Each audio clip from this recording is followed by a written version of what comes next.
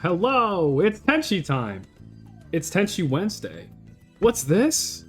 What could this be? I'm so confused and scared. What? How's it going, simpletons? I hope everybody's day is going as well as mine is. I've made a last-minute decision. We were supposed to be doing Doom today, but I thought it would be kind of fun to do something different.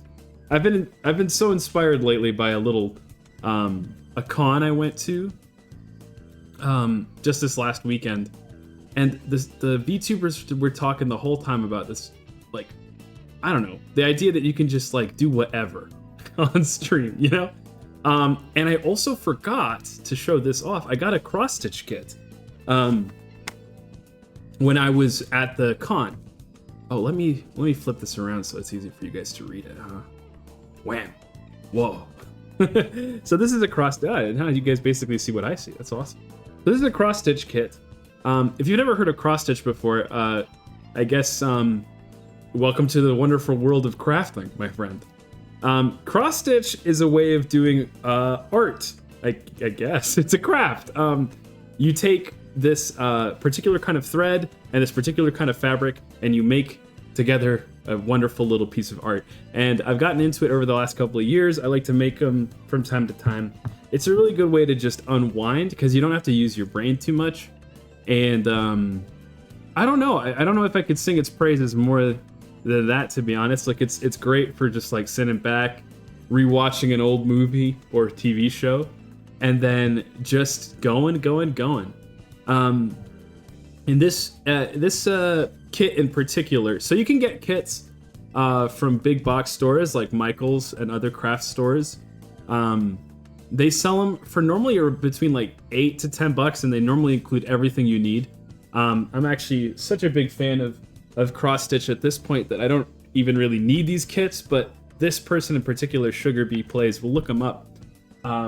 She's very cool, and she has she was one of the folks that helped me to get into cross stitching to begin with. A lot of my friends do it, and they helped me to get into it as well. But Sugar Bee Plays goes to a bunch of cons, and she sells little kits. About $15 a piece. They come with everything but scissors, pretty much. And these will keep you distracted for hours. They're a lot of fun. So, yeah, I know we were going to play Doom, but I thought, you know what? We'll play Doom some other day, and instead we're going to do cross-stitch today. So, Sugar Bee Plays, go check them out. I'm going to put their little design in the top left corner so you know exactly what we're doing today. You won't be confused by our goal. So, I think the most fun thing about any craft is the fact that you can make just about whatever you want. In this case, we're going to be making a very cute little bastard. His name is the Tonberry. This guy is from Final Fantasy in general. In particular, he's from... I actually don't know which one he was born in. But let's make this a little smaller, huh? I don't know which Final Fantasy he was born in, but the Tonberry is a cute little bastard with a mean little knife, and when he gets close to you, he stabs you, and then you instantly die. That's why he's got like this big number on the top, negative 9,099. Or I guess it's 99,999. It's the maximum damage in any Final Fantasy game.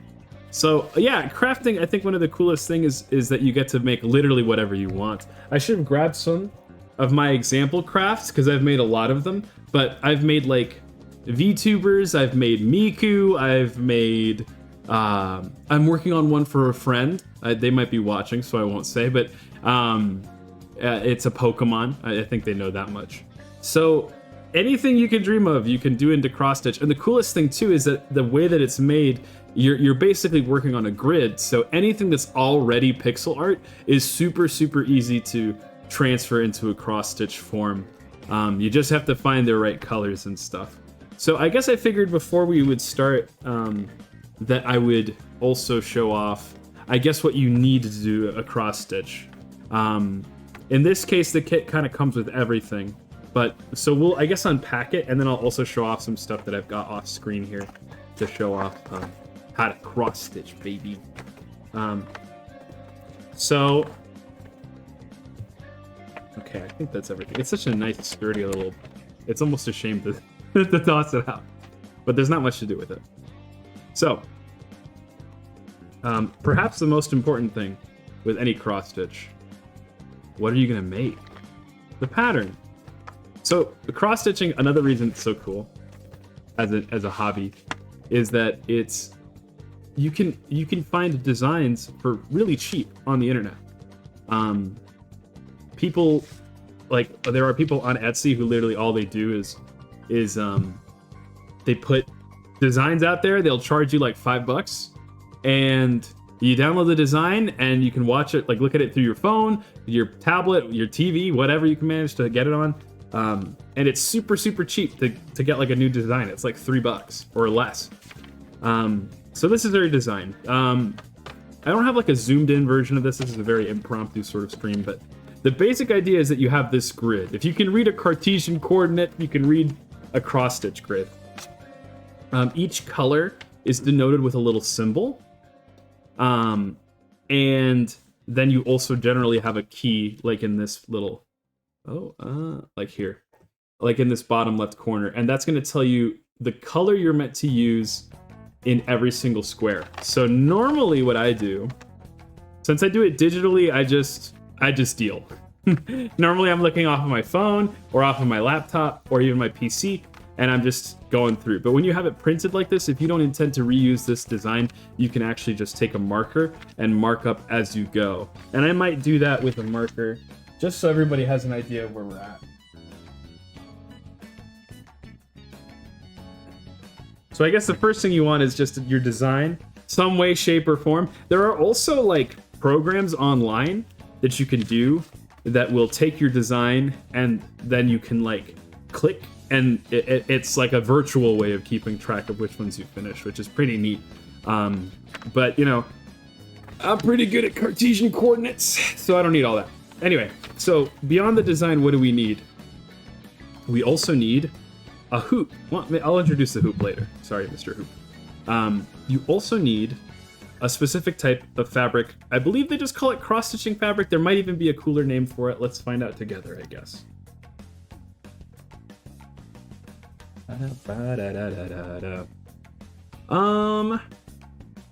They call it just cross-stitch fabric, I think. Cross-stitch fabric is designed. Yeah, Finch cross-stitching a psychopath? I know, he's such a cute one too. How's it going, Tyler Senpai? How's your day been? I'm just enjoying some cross-stitch. I don't know why I decided that this would be a funny substitute for Doom, but I was thinking about cross-stitching all day, and I was like, this will be a fun thing to do. I had the thought of like, well, maybe I could prepare a little intro PowerPoint. I'll be really funny, put some memes in there, and people will laugh at how funny it is, but I was like, forget it. We're just gonna cross-stitch. If people want an introductory, like a more formal, this is how you cross-stitch instructional kind of thing, we'll do that some other time. So, cross-stitching fabric. It's a special kind of fabric. I'm not sure if you'll see it on camera, but you can sort of make out that it's got a grid like weaved into it.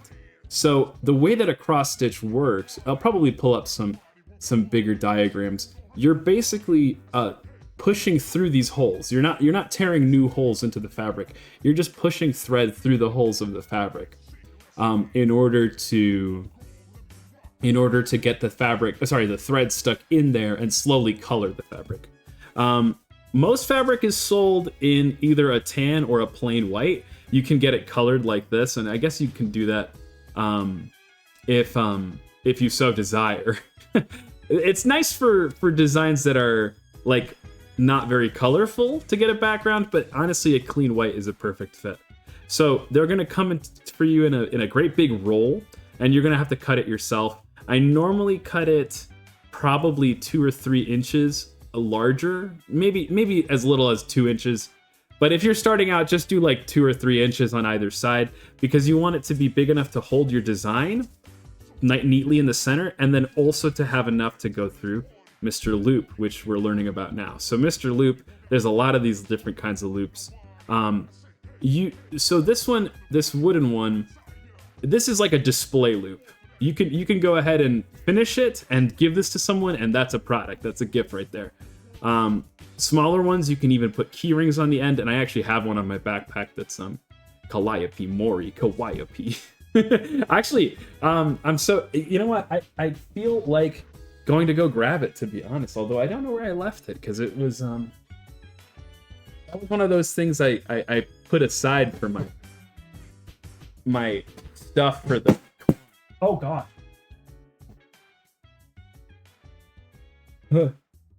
Unorganized angel.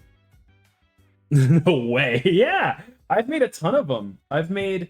This makes you want to learn how to cross stitch now? Yeah, so I was talking, this stuff I got from Sugar Bee Plays here. We're going to give her as much screen time as we possibly can. Blam. So Miss Sugar Bee Plays, she sells these kits at cons for like 10 to 20 bucks depending on the size, and she always makes some really cool dorky designs, and it's so easy to do any design in a cross stitch because it's all basically just squares.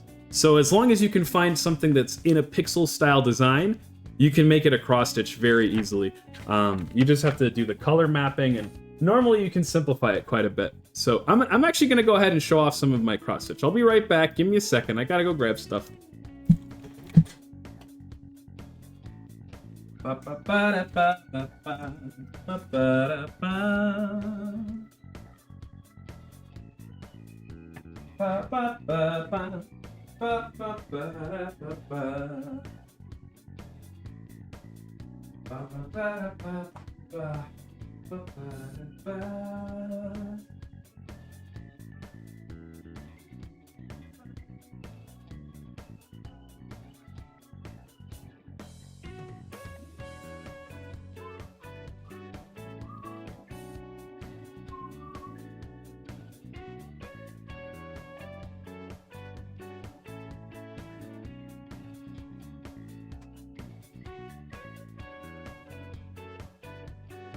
Okay.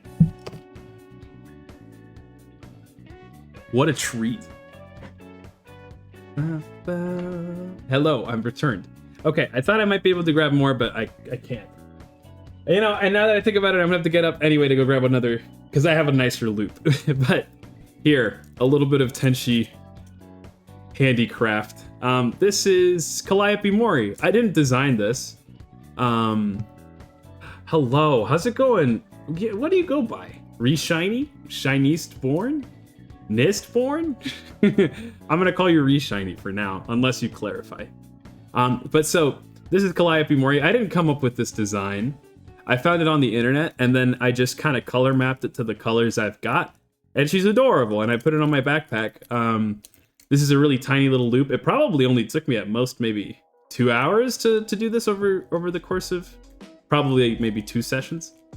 A nice little keyring that goes on it, and then, of course, oh, you were Reed Mistborn. That was it. And then you can get these little. Now these little suckers are actually quite expensive. I think they're like $8 for 4 of them, which I don't know if that's reasonable or not, but that feels like a lot. It feels like it's the most expensive thing that this like is attached to this thing. So, but anyway, yeah, you can do all sorts of stuff with with cross stitch. But okay, I forgot. I have to go grab one other thing. I'll be right back. Don't get scared.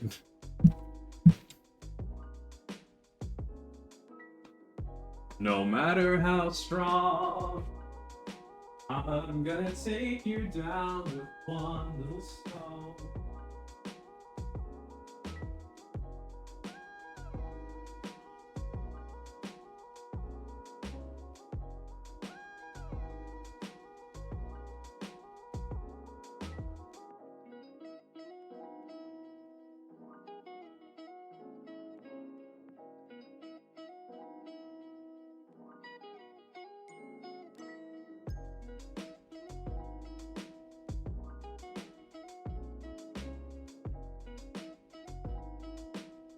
Why is it so that I've always been the one who must go? I'm back. Okay, I was able to find some more stuff. So, if anybody sees head or tail of Pyro, you didn't hear it from me, but this is for him. Okay, don't tell anybody. It's a Hisuian Growlithe I've been working on. Another example of lots of fun stuff. This has taken me probably a lot longer than it gets exponential, right? It's not linear with area, it's exponential. So like this thing took me maybe 3 hours. This has probably taken me like 10, but it's so relaxing. It's a lot of fun. We only really need to color up its ears. That'll probably take me maybe a half hour. But we are going to remove it from its little home. It's been nestled in there for forever. And then I will show you some other stuff. So this is what it looks like. Kind of naked, kind of naked. But well, anyway. This is another cross stitch I've done. This is also a kit. I never actually ended up finishing it. I don't know if you can quite tell on camera, but you're supposed to finish it with embroidering on the edges. And I got kind of tired of that. I got bored, so I never really finished it. It's quadratic. Yeah, that's true. Wow, we got ourselves a nerd in chat. It's too bad. I gotta get like an emote that's like me, but like single tooth, big glasses. Actually, it's quadratic, strictly speaking, but you're right, it is exponential. Okay, yes, so the parts of the cross stitch. We talked about the fabric, the loop. I was in the middle of talking about this. So this is definitely like a finishing loop. You can technically cross stitch the whole time right in this bad boy, but they're not that comfortable for it. And I also find the more you cross stitch, the more you care about the tension. Is anyone here not a nerd? Also true.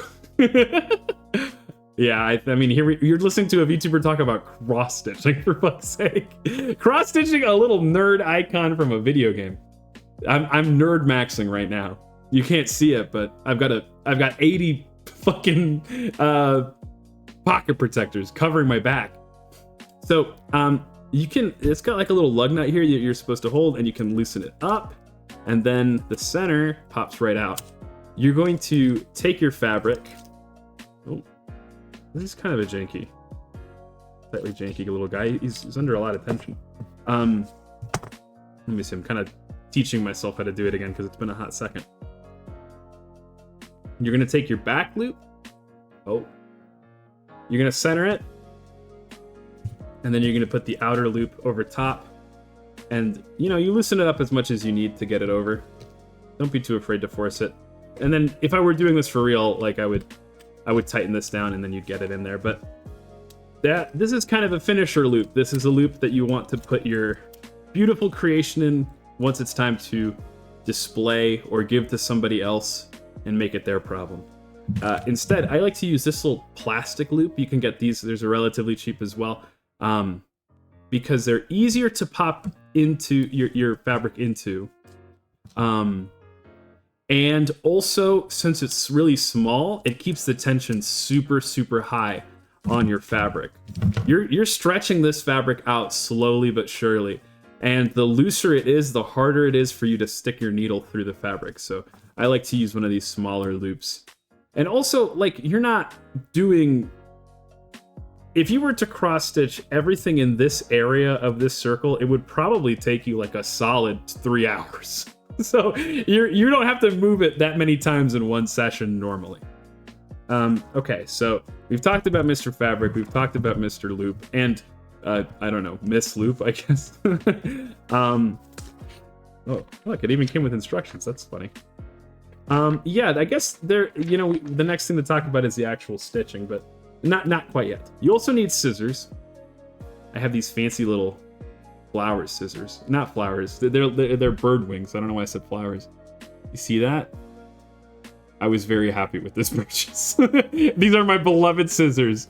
Every other pair of scissors in my cloud-based domicile might have been used for anything. You don't know what it might have touched. It could have touched an electrical cable. It could have touched the edge of a pizza pie, or the opening of a chip bag. You don't know. This thing, they have only been used for thread, because I just want to keep them sharp and I want to keep them nice. So you want scissors. It's also really convenient to have them small because then you can store them very easily. This this isn't strictly speaking necessary, but you end up playing with needles. And so it's kind of nice to have a little doofus to stick needles right into so you don't lose them. I guess I'll leave her on screen. Sorry, Iris. This is also pretty neat. So I like to get little plastic containers. They sell them for all sorts of hobbies like, you know, photography and film, card games, whatever. But having a little plastic box that you can just jam all of one project into, very, very handy for keeping yourself organized, especially if you're a maniac like me. Because when I get really into cross-stitching, I'm like, oh, I'm tired of this cross-stitch, but I don't want to stop cross-stitching. So I have another cross-stitch that I'm starting. So pretty decent for organization. And then the other thing I wanted to show off in here is these little cardboard slip guys. So you can buy like, I don't know, like 4 pages worth of these things for like $5. And you pop them right out of a cardboard thing. You note what color thread it is, and then all of your extra thread, you wrap it right around. This saves you so many headaches. So many headaches, because you're never forgetting like what colors you happen to have, and so you're never double buying the same color. And it's super important. Let me show you.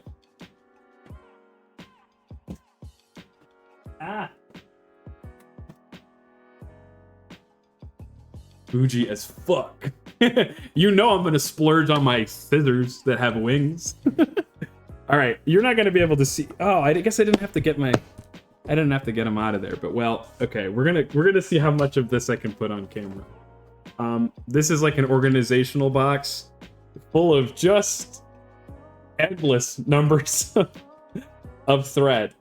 In fact, there's like I think I was given some thread by a friend before, but it didn't have like the exact color of the kind of like brand that I use, so I just kind of left them in there. But anyway, very neat to keep organized, very nice. Yeah, otherwise it becomes quite an organizational mess. But Sugar Bee Plays has done us a huge favor. They send you all the thread you need in each color. They send you, I think, almost a full like off the shelf, like it's like a meter or something worth of thread, and it's definitely more than enough to make the project once. I don't know about making it twice, but it's a lot. And she even includes a little needle, though. I'd like to use my own because mine are sharper. So as you can see, each thread has its own color and number associated with it. It's worth knowing what you're working with and keeping them labeled. But the other thing is that, like, if you've got a dark red, that's going to work for like 90% of dark reds. So normally when I'm going through this process, most of the time I'm not going from a kit. I'm just going from, oh, I found a cool pixel art design that I want to use. And I just grab whatever colors I have that are close. And once you start doing it enough, you actually end up having like most of the colors like down to the exact color anyway. So that's all of our components, right? We've got our fabric, we've got our design, we've got our tortured little voodoo iris.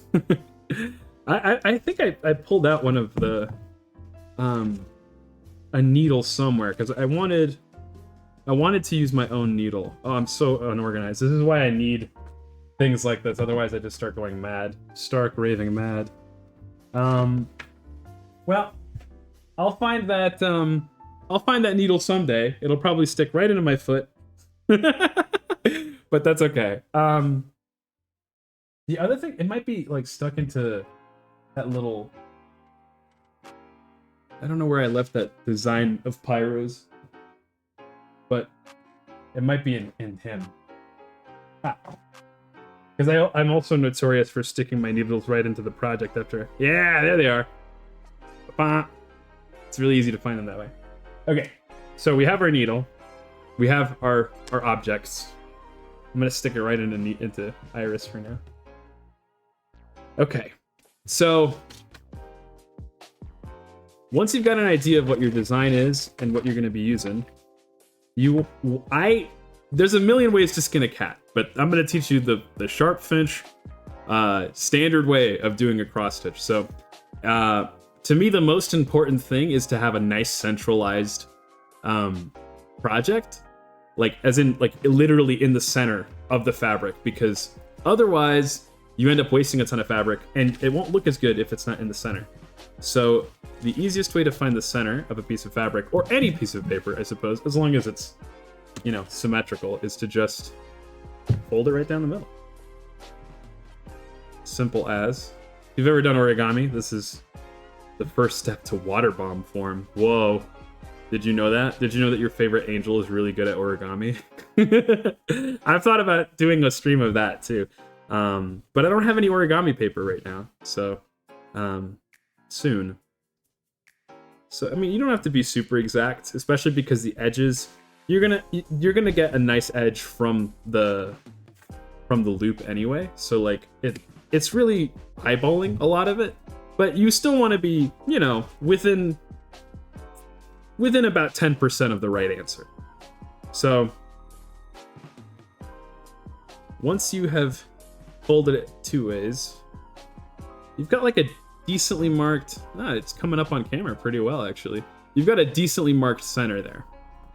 So I always like to start from the center, at least start counting from the center anyway. And so this is the one downside of this hobby, for the record. So I guess it's great if you are actually a nerd, because you will be doing a lot of counting.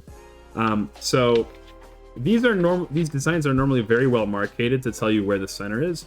You can tell just from the line where it clicked. Here's the center horizontally, and then here's your center vertically. So where they line up, like right about there.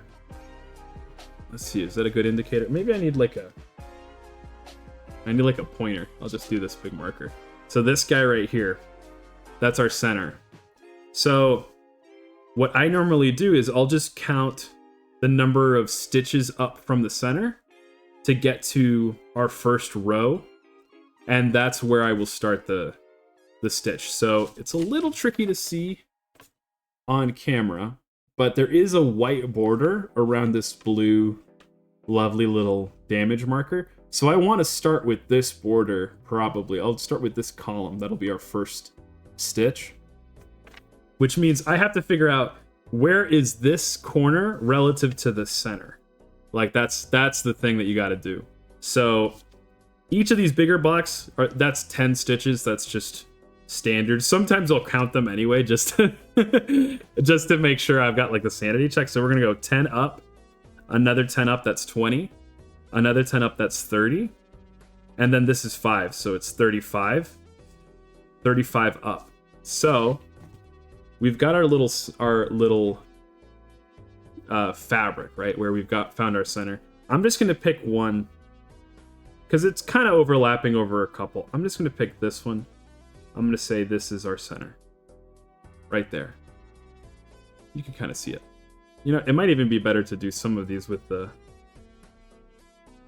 Oh, look at this visual aid.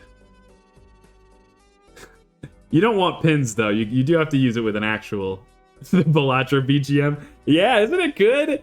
God, I love Balatro. I haven't played in so long. I guess I haven't really played since I started streaming, but that had like a grip on my soul for so long. Yes, you do need to play, Tyler. It's like cocaine. They managed to come up with a way to make a video game straight up dopamine, no fat, no chaff. It's all dopamine, baby. Anyway, also, like, despite having basically one track and 7 versions of it, it has like some of the best music I've ever heard in a video game, period. You'll just catch me like listening to it all the time. Anyway, so we have found our center, and if you recall, I think actually this might be closer to the center. I'm a picky angel. There we go. Okay, so if you recall, we counted that we needed to go up, well, I believe we counted that we needed to go up 35 and then down a couple. So your center, 10, 20, 30, wait. 10,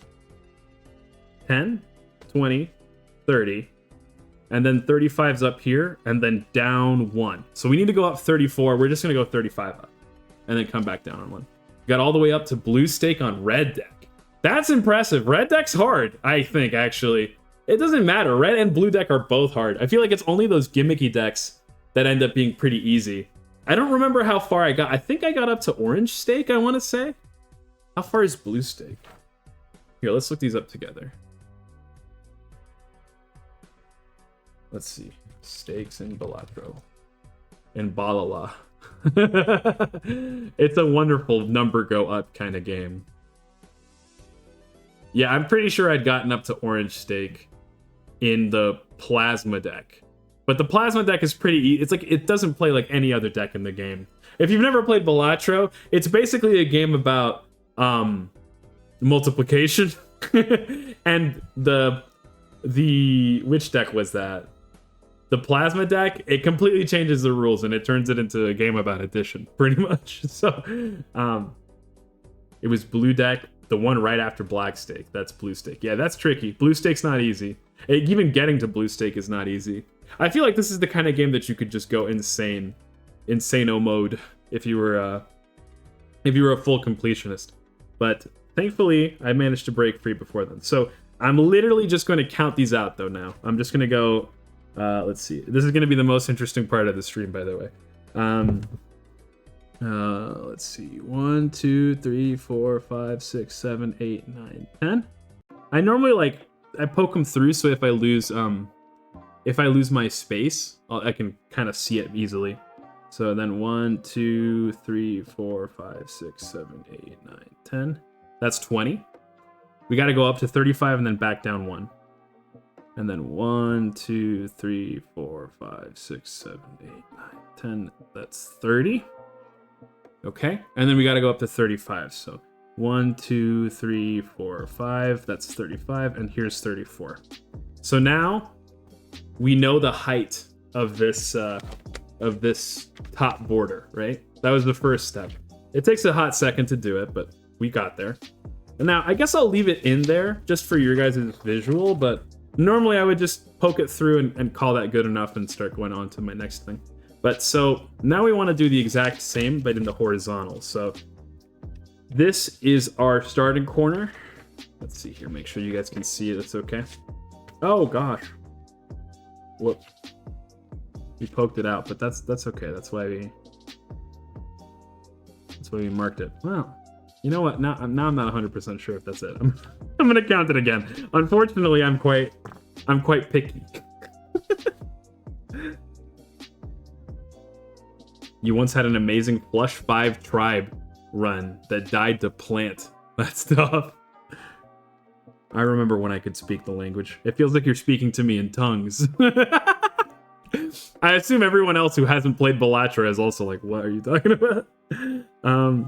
Let's see. So that's we chose this as our center. So 1, 2, 3, 4, 5, 7, 8, 9, 10. And let me tell you, if you want to do this on stream, this is the stuff you do before stream. So people don't have to just go, what is he doing right now? He's counting. 1, 2, 3, 4, 5, 6, 7, 8, 9, 10. But you know, I'm counting in a nice voice, right? Like at least you could just sit back and go, well, I'll let the numbers wash over me and I'm gonna sleep to this at least. 1, 2, 3, 4, 5, 6, 7, 8, and 10. Okay. Then 2, 3, 4. Wow, okay. I didn't even need to. Counting, baby! Who doesn't love counting? 1!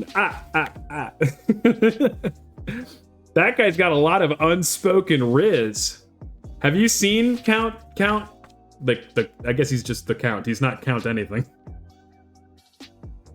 The monocle.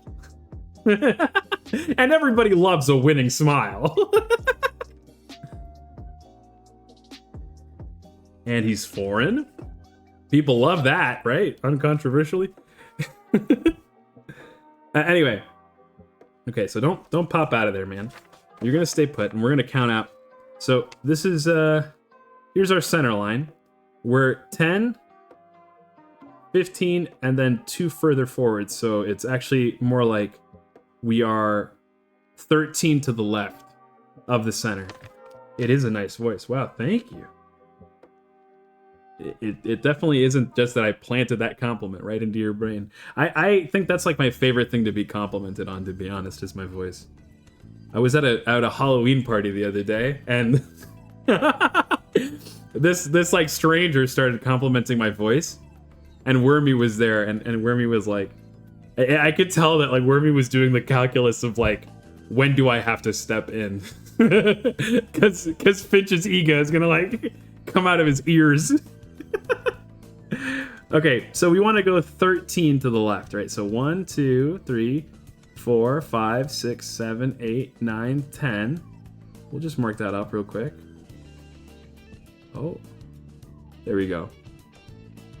And they were just like, wow, I really like your voice. And they were talking about how like, oh, if you could be a voice actor, what would you do? And I don't know. Nice of Wormy to keep you humble and grounded like that. Very nice. Okay, so that's 10. So we're going to do 1, 2, and 3. Okay, there we go. So it was a bit of a process, but I have no idea how much of that you actually got to see because I was so focused on actually getting there. But now we know this is our corner. So relative to this center, and this center is relative to the whole square, here is our starting point. And now we can start with confidence and know that, you know, we're not going to be too far to the left or too far to the right on our design. It'll be nice and centered. And, you know, she designs these pretty well. And if you're careful with how you put your design on here, you'll have a bunch of extra fabric on the outside anyway. So it's not too big of a worry, but, you know, I can be a little picky. So now that we have our center and we have our little, here's our actual needle here. Now that we've got our needle and our starting point, all we got to do is pick up the right color thread. So it's a little tricky to see up in the top left up in the corner where we've got the design, but this is a white border. The white border, according to this, is just a pure Snow White Bee 5200. So we're gonna grab our bad boy. Let's tear into this. Ooh, it's like opening a pack of Magic the Gathering cards. Except I know exactly what's in here, so it's not at all. Oh, no foils. Oh. So we're gonna untangle this. And I mean, I shouldn't say tangle. She's like very carefully coiled them together. Magic the Gathering mentioned. Is everybody excited for the Atlas set? You know I am. I'm gonna be doing nothing but streaming Avatar: The Last Airbender, like the Magic the Gathering set once it's around. So get ready for some limited draft gameplay. I was actually looking to see if I could apply for the like the streamer program and get early access, but as it turns out, that's something that you can just only be invited to nowadays. It's not something you can apply to anymore. So that means that we gotta get big. We gotta get so big. We gotta get swole. And then one day I can stream the exclusive return to the Lord of the Rings or whatever. There's so many crossover sets now. Did you know we're getting a fucking Teenage Mutant Ninja Turtle set now? Not to hate on all the Teenage Mutant Ninja Turtle fans or whatever, but like, I hope you're happy, I guess. It's not my cup of tea. Finch to influencer status? Yes, please. Oh, I love the idea of like going on one of those like game shows where they play Magic, and I'm like, well, I'll go on, but I'm a VTuber, so you'll have to like you'll have to edit my model in over top of everything for 3 hours. That's okay. I'll pay your editor $8 billion. Okay. I'm getting in the way of some learning. So this is thread, or string, I suppose. Is it string? Is it floss? Each piece of thread is made out of 6 little individual strings. You ever like really look at string? It's made of lots of little string.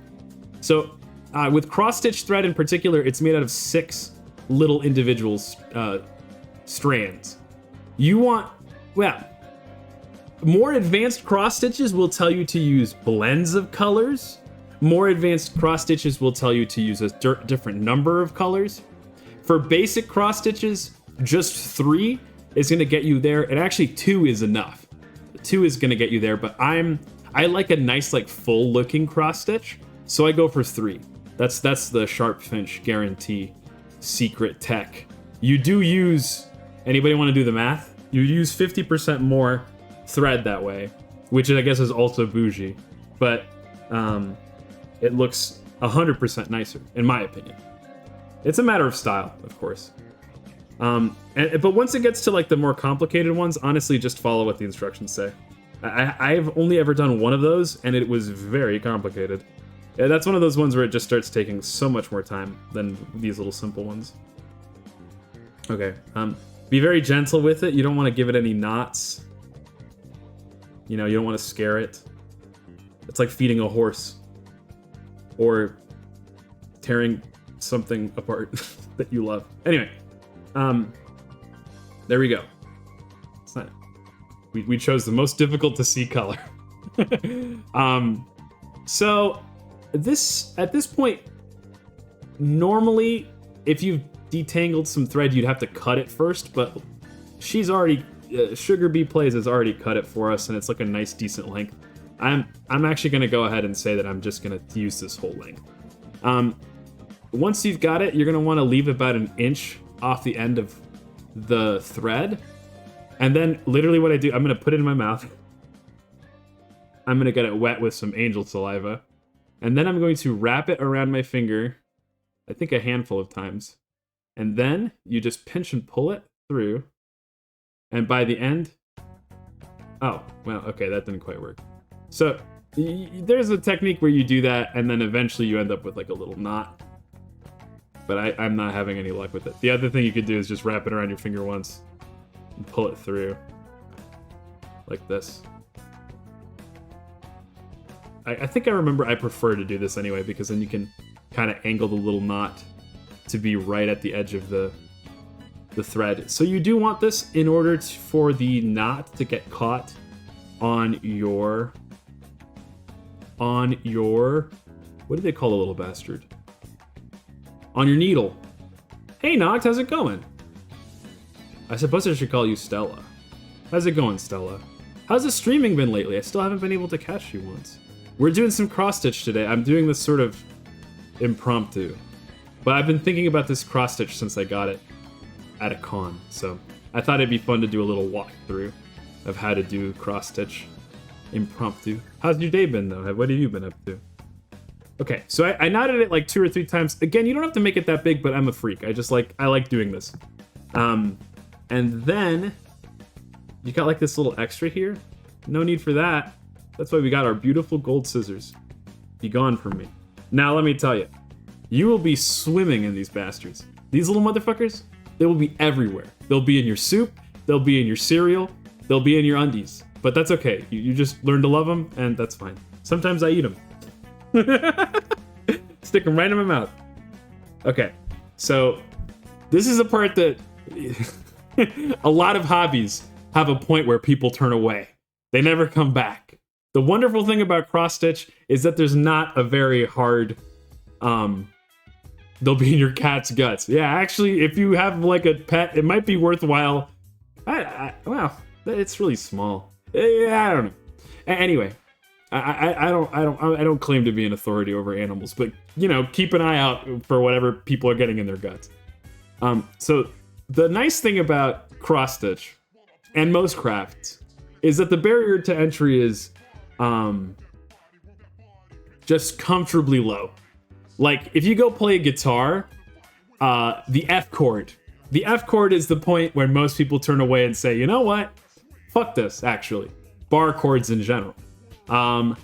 Baking, I guess that's normally what turns people away from baking. I don't know. There's something francophobic, I'm sure. But this is the most challenging thing you will have to do with cross-stitch, is literally just taking the eye of a needle and threading it. So, but my hack for it, there's a lot of hacks for it. I just put the end of the thread right into my little Tenchi mouth, and I flatten it. Because if you flatten it with your, I'm flattening it like this. If you flatten it with the ends of your fingers, it's really, really easy to just get it in there. Now, of course, I'm doing this about 5 miles away from my face so that you guys can see. For Magic the Gathering, it's probably the price tag required to play optimally. That's so true.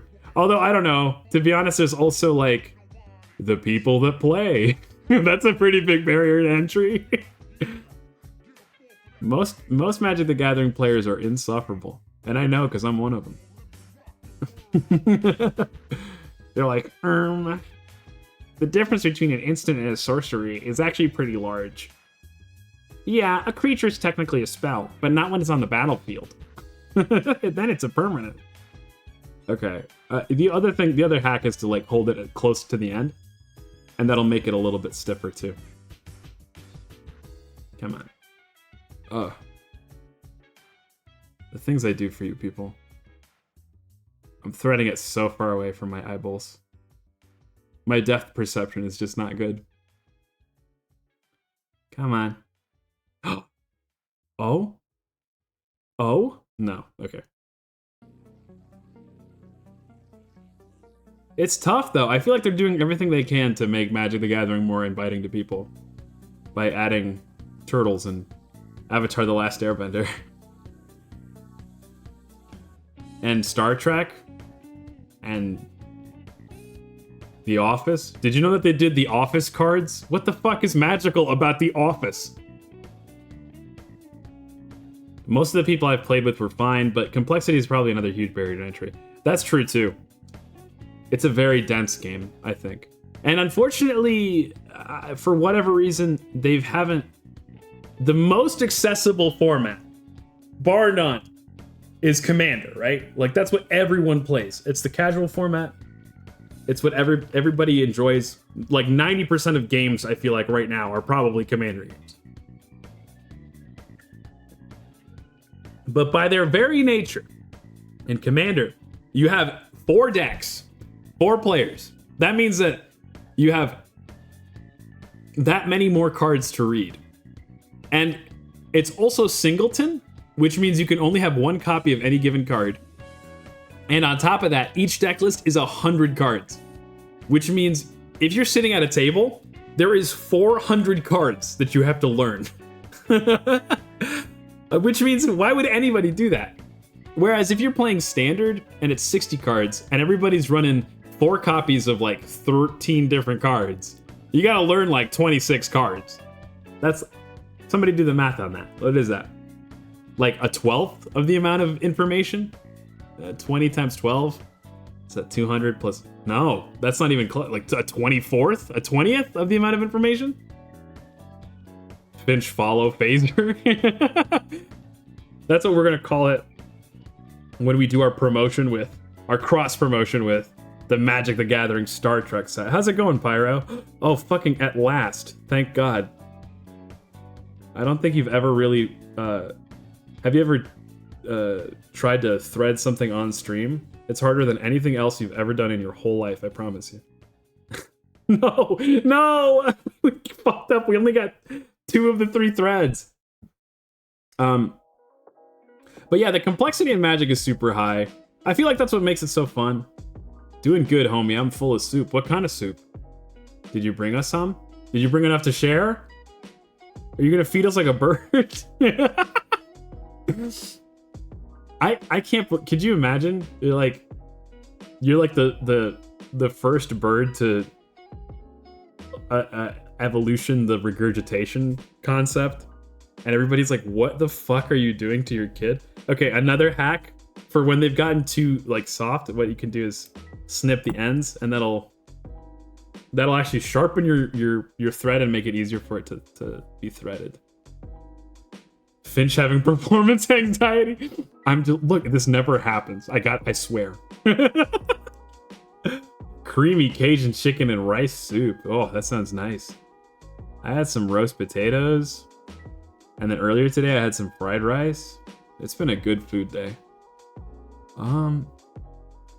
Please. Chat is watching. The simpletons need you to do this for me, Thread. Come on. You know what? This is what I get for being out of practice, to be honest. Okay, wait. I've got another idea. Instead of you watching me do this and struggling, I'll just do it right up close to my face, and then I'll show you the proof afterwards instead of... instead of like letting you see my hand. Do you have a Discord? I do. In fact, bizarrely... I don't know why he's been so quiet. The bot should be spamming my Discord right now. Finch face cam? No. You can see my face already. It's really cute, and I got lots of white hair and my pretty little blue eyes. Ah. Come on. Oh, is it because I said I was gonna put this needle right up to my face? Is that what you meant? You dingaling?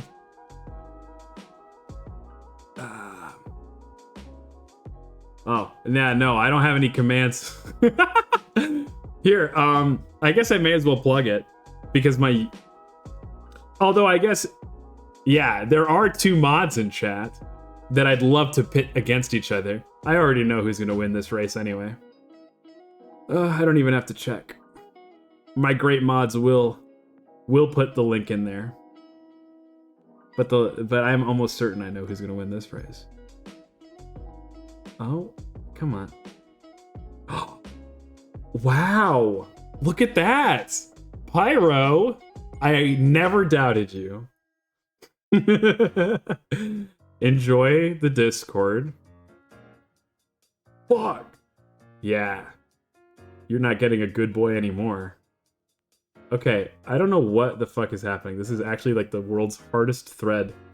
I was eating, not fair. You know, there's another hack I've heard of where like what you're supposed to do is you just like put your thread in your palm and then you just kind of rub it in and then it like magics into place, but I've never gotten it to work. Yeah, you're welcome to join the Discord. We're normally chatting it up, sometimes talking about music, sending memes and stuff. I think we had a poll in there that I kind of completely ignored. I've heard of another content creator having this kind of polls where like please don't rub it in on stream. Can she follow Beam? The old man beat you to it. That's true. You want to feel like you might feel like a hag, but you got nothing on Pyro. My man was there when the rocks were soft. He was there when Pangea was young. Which leads you to beg the question, why? What were you up to during all these terrible historical events? Like, what were you doing, man?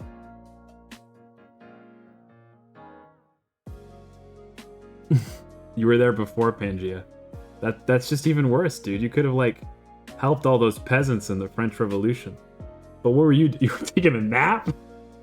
A likely story. What? You just sat by and watched as they made what's that game they made for the Atari 2600? The one that almost killed video games? E.T. You just let them do that. You let them make Fast and Furious 6. I just picked the number. I don't even know which one's good. I've seen all of them though, which is funny. You were cozoid up in your cave. I'm sure you mean cozied. But I'm difficult. Okay, I'm beginning to lose faith in myself.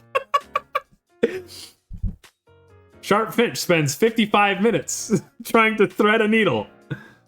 What I described it. I cursed myself actually. I described it as like, this is the part that will get you to quit if there is one. And this is what I get for that. Anything besides Tokyo Drift isn't worth watching. I don't know, man. They do some pretty stupid shit that is pretty incredible. I remember once I had this teacher who was teaching me angel physics, which is a lot like human physics, but wings. Anyway, so this teacher was teaching me physics, and he made this project for us where we had to. Are you good now? Oh, thank the Lord. Okay, we have threaded it. It only took 25 minutes. So his project was like, let's do some.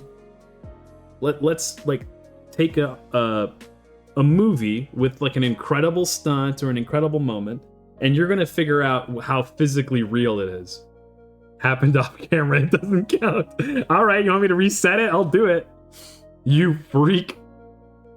Oh god, I gotta recount this now. Fuck. 1,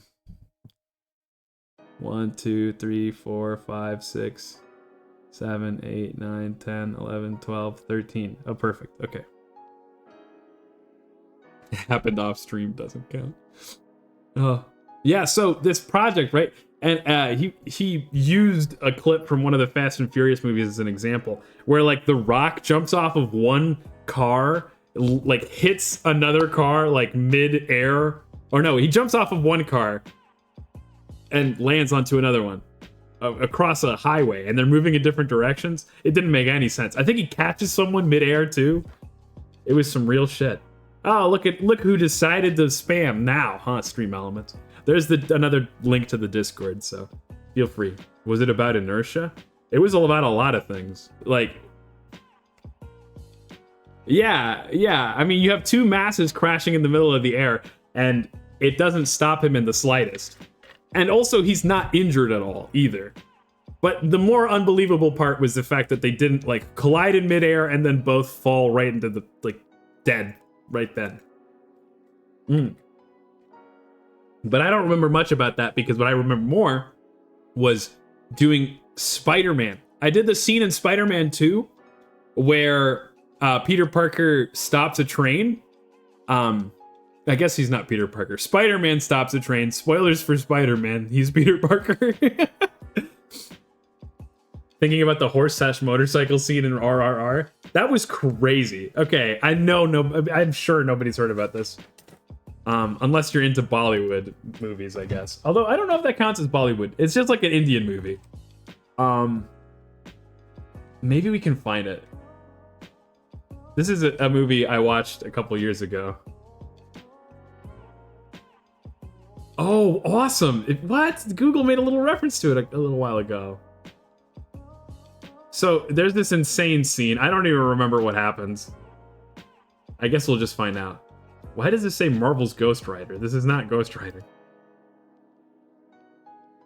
Oh, what? No, this isn't it. Okay, well, just imagine an insane actions flick or something. I can't really find it for you, sorry. But anyway, so the scene I did was the train getting stopped by Peter Parker. And the crazy thing is that it's actually, well, the math I did wasn't very good, so I wouldn't trust it in the slightest. But according to the math I did, if you could get spider silk of that thickness, it wouldn't break in tension, because that's, as long as it was proportionally strong. But the other thing is that when it comes to material strength, most materials aren't linearly strong. They're like governed by really complicated, what do you call them? Equations. So, oh, look at that, a link. Maybe this is a link to the RRR. Oh, you rock. Thank you so much. Everybody say thank you, Pyro. We're about to enjoy some peak cinema on account of our friend Pyro. Next. There are others opposite sides of a bridge, and there is a person like hanging. I think that they're hanging underneath it, or maybe they're stuck in the middle because of that's how they meet. They're like both basically different kinds of John Wick. And it's like if John Wick was set prior to the independence of India, and there were two of them. That's what this movie is like. Highly recommend. That would have been an insane project to do for that class, that's for sure. The other one I did aside from the Spider-Man one was there was a scene at the end of Dark Knight, I think. How well would the human body hold up under those forces? Yeah, the math I did said that his arms would get dislocated and torn asunder for sure. But I kind of I threw that out because I was like, well, he's a spider, so he's a Spider-Man, so it's okay. We're gonna assume that he's all right. Okay. There was something else. Right. So the other one I did was Batman at the end of The Dark Knight. He falls from like a building and crushes one of his legs. And I always thought that it was so like a small fall. Like, how did that put him out and on a cane for a whole movie or whatever?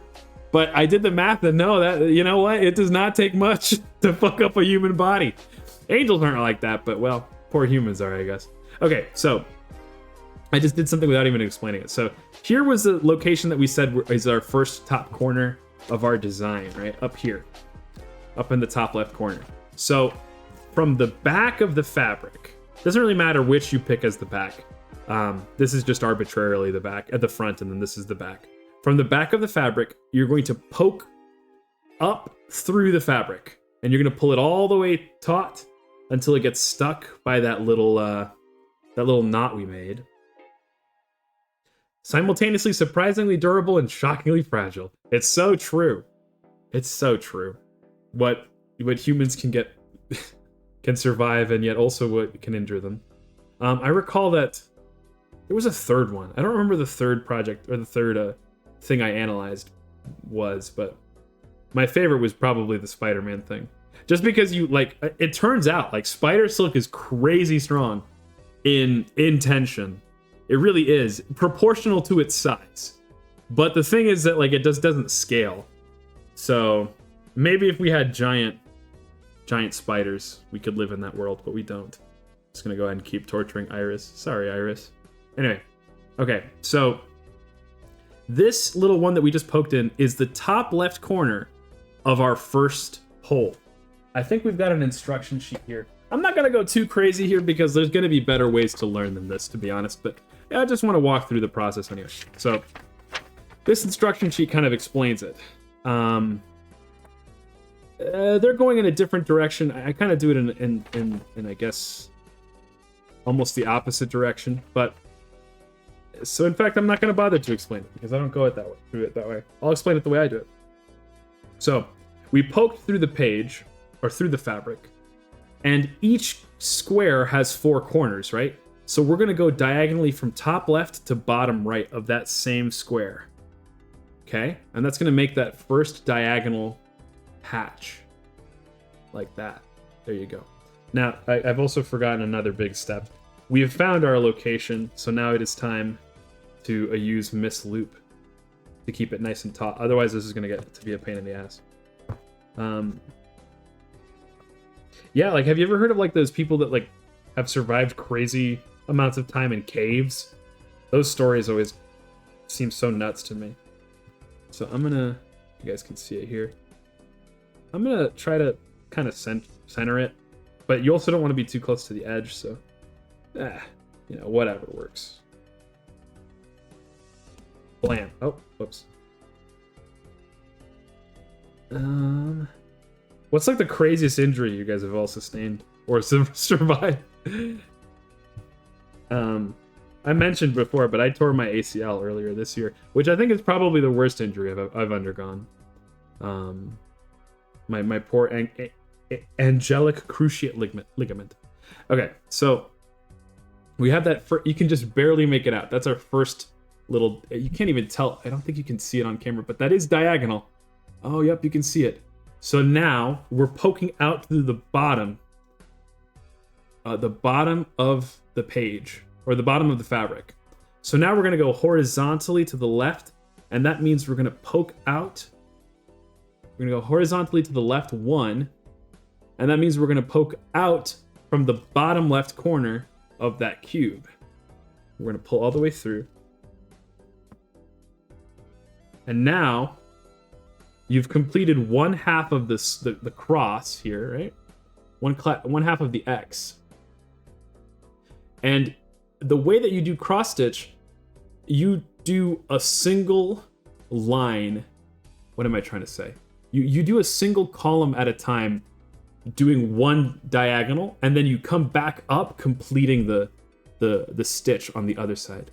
Ghost hockey, what have I stumbled into? We're doing cross stitch today. One of my favorite pastimes. So, in this case, since we're doing this border, I'm gonna go ahead and count out however many rows this is for this column, and then we're gonna cross stitch that. Cross finching. Cross finching is also what it's gonna be called when we have a bunch of hot ladies deciding to cosplay me. I once got my foot run over by a handcart. That sounds like it sucks. Was it heavy? Did it like bruise up your foot? Could you walk?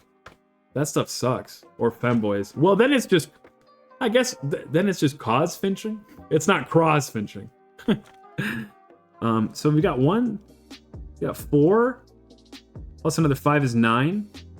10, 11. Is it really 11? That's an awkward number. 4, 5, 6, 7, 8, 9, 10, 11. Wow. Okay, so it's 11 of these.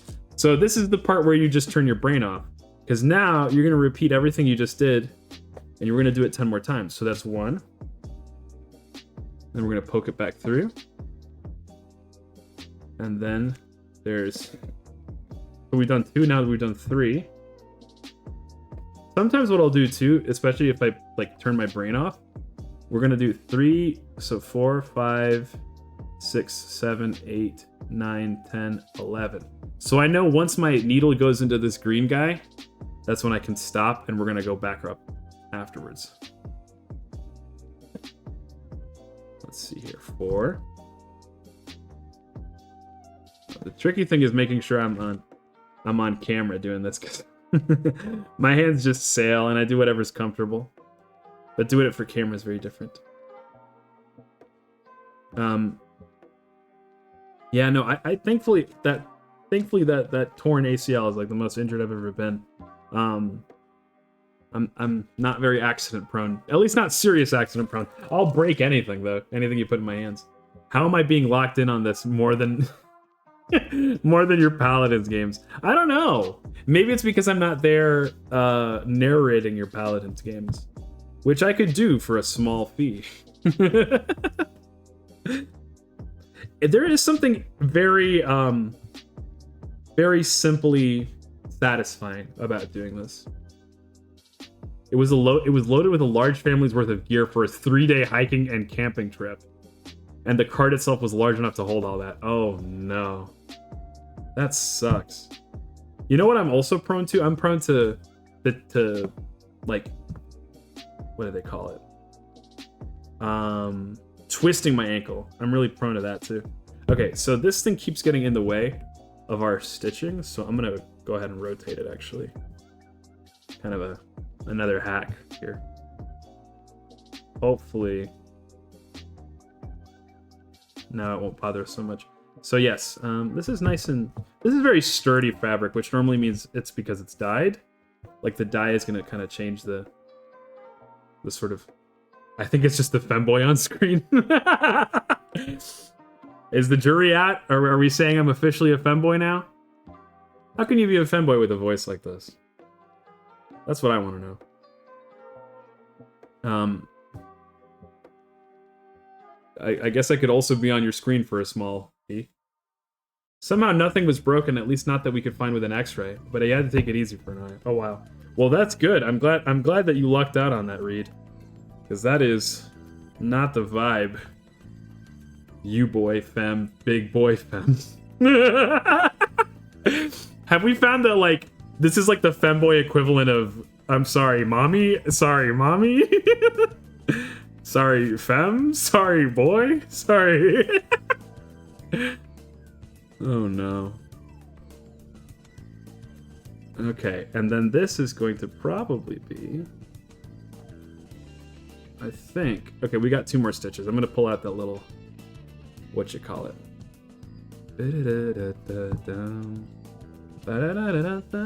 Bottom, sorry, bottom? Femboys don't have to be bottoms. I'm definitely not one of those. Okay, so we've gotten our 11. So on the top, you'll be able to see this. Come on, if you just focus up my poor little camera. All little top left to bottom right diagonals. And then on the back, you've got these very neat little rows of horizontal stitches. So now what we're gonna do, I'm gonna go through to the bottom left corner of that square again, but instead of pulling down to another row, we're gonna go back up, and now on that first one, we have completed our first X, our first cross. See that? Beautiful. White on white, incredible. So now, we're just gonna go do that for 8 billion more cross stitches. And it's the same basic concept. You do have to do some fancy stuff depending on if it's, you know, horizontal versus vertical, but it really isn't that challenging. I don't know, just bully Bong with calling him a boy femme. I don't know. I don't know where it came from. I just randomly made this word up. You made up the word boy femme, huh? How long did it take for you to come up with that one? That sounds like a real head scratcher.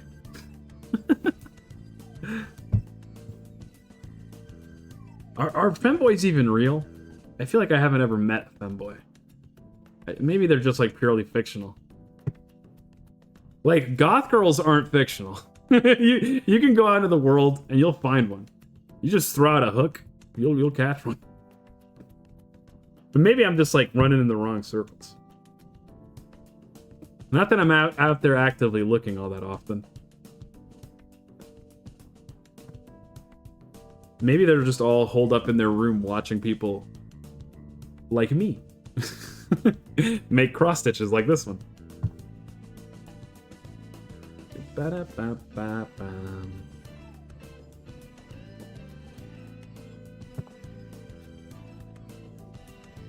There we go.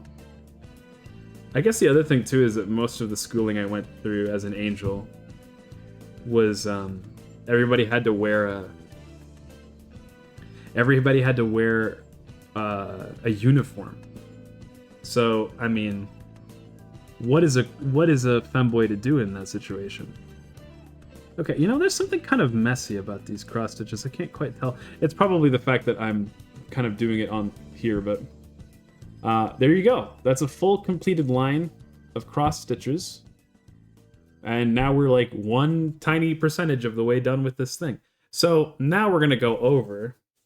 To go over, we're going to do this guy. We're going to go top right. I'm going to stop explaining it it's so in depth now because I think we're getting to the point where it's technical enough that if you really want to learn, you're going to have to go find another video. Sorry, but that's okay. I'm the founder of Boyfen. I made it with the power of Paladin's Rage and a bong stupid moment. I see. What's your main? They got like Elsa in that, don't they? They have like... They got like a frozen queen in there. I think she was my favorite, but she wasn't my main when I played. I just like that she was kind of mean. Don't you like kind of mean characters? Has anybody seen, aside from Pyro, because I know he's seen it recently, anybody seen Frieren?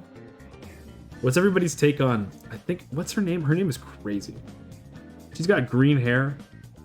She's awesome. They only exist online and sometimes at cons. You know, that's real. Actually, come to think of it, the last con I was at, I saw like 4 dudes all dressed as in maid outfits.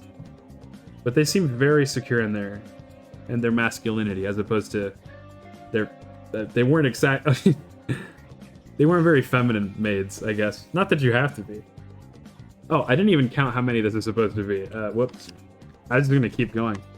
So 3 plus 10 is 13. Plus 10 is 23. Plus 5 is 28. 23 plus 5 is 28. That does check out.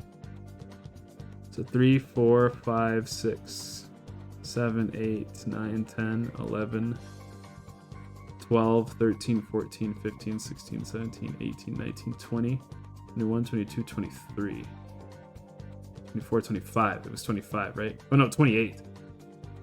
26, 27, 28. Right here. Bum, bum, bum. Excuse me. Iris. Right there. That's where we will stop.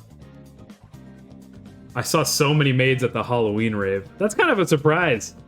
Were they... what was the demographical percentage there? Was it like mostly dude maids or mostly lady maids? I feel like I haven't actually ever seen... No, that's not true. I've seen like one lady in a maid outfit outside of a maid cafe. For DPS, Dredge, and Octavia for tank, Fernando for healer. Did they turn Fernando into a healer? I thought that dude was a tank last time I played. Wasn't he like the parody Reinhardt, basically? Oh, I fucked up, but that's okay. Fucking up is part of the job when it comes to these. You know, I'm beginning to wonder if these are just like really thick thread. Because it is like neon white. It's like snow. Okay, it's Snow White, so it might be thicker. You play Fernando as tank. Okay, yeah, I was gonna say, I thought Fernando was a tank. Skewed male. Yeah, that kind of makes sense. Everybody wants something they can't have, huh? and it's driving them mad. Okay, we're gonna undo this. We're gonna pull this back through. Because I accidentally skipped the stitch. And I won't have any designs with a fucked up stitch on my watch. Corvus for flank. Oh wait, okay, I see. Your DPS is Dredge and Octavia. Your tank is Fernando. Your Ray is your healer, and Corvus is your flank. Okay. Corvus sounds like they're new. I don't think I was there because that sounds like a Birdman. And I would have remembered enjoying a Birdman. I like a Birdman. Here, maybe... Let's hope this doesn't take us 20 minutes like last time. We're never going to finish this cross-stitch. I was just hoping that we might get onto another color. But at this rate... Oh, Koga is your flank. Sorry. There's just too much text. My eyes are already glazing over. And Corvus is a healer. That doesn't sound like a healer's name. That sounds like an evil dude's name. Because Corvus... That's gotta be from the same base root as Corvid, right? Which means, like, a family of crows. Like, etymologically, I think. Let's look him up. Please don't glaze on sleep. Oh, I don't know why I thought this was gonna know what I meant. What's this the game called again? Paladins? Oh, Corvus with a U. See, this guy looks evil. That's too much purple. This guy's evil. But you know what? Crows, ravens, rooks, magpies. See? Okay. It's a whole group of generally maligned birds. I mean, I like them, but everybody thinks they're bad luck. So I think Koga... This guy's definitely new. He wasn't there when I played. Koga. I think that guy's new too. The name makes sense. It's very ninja-y. Reminds me of the ninja from Pokemon. Fernando, I remember. He was like a Spanish guy. Like actually from Spain, Spanish. Oh, did they make him cooler? I remember he was kind of goofy. Yeah, this is what I remember him looking like. He was like Reinhardt, but Spanish. And then who else have we got? Just doing like design evaluation hours. Ray. That's a cool name. Is it a lady? I bet it's a lady. Oh. Oh, she's adorable. Oh, wait. I like her glasses. Yeah, she's really kind of goofy. She looks like a nerd.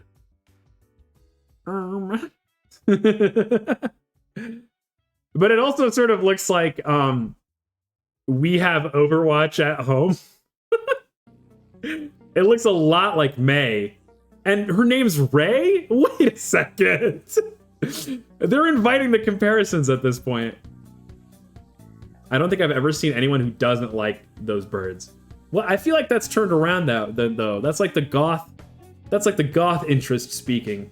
Like for hundreds of years, people thought these birds were bad luck. You know, even nowadays, I think people think they're bad luck.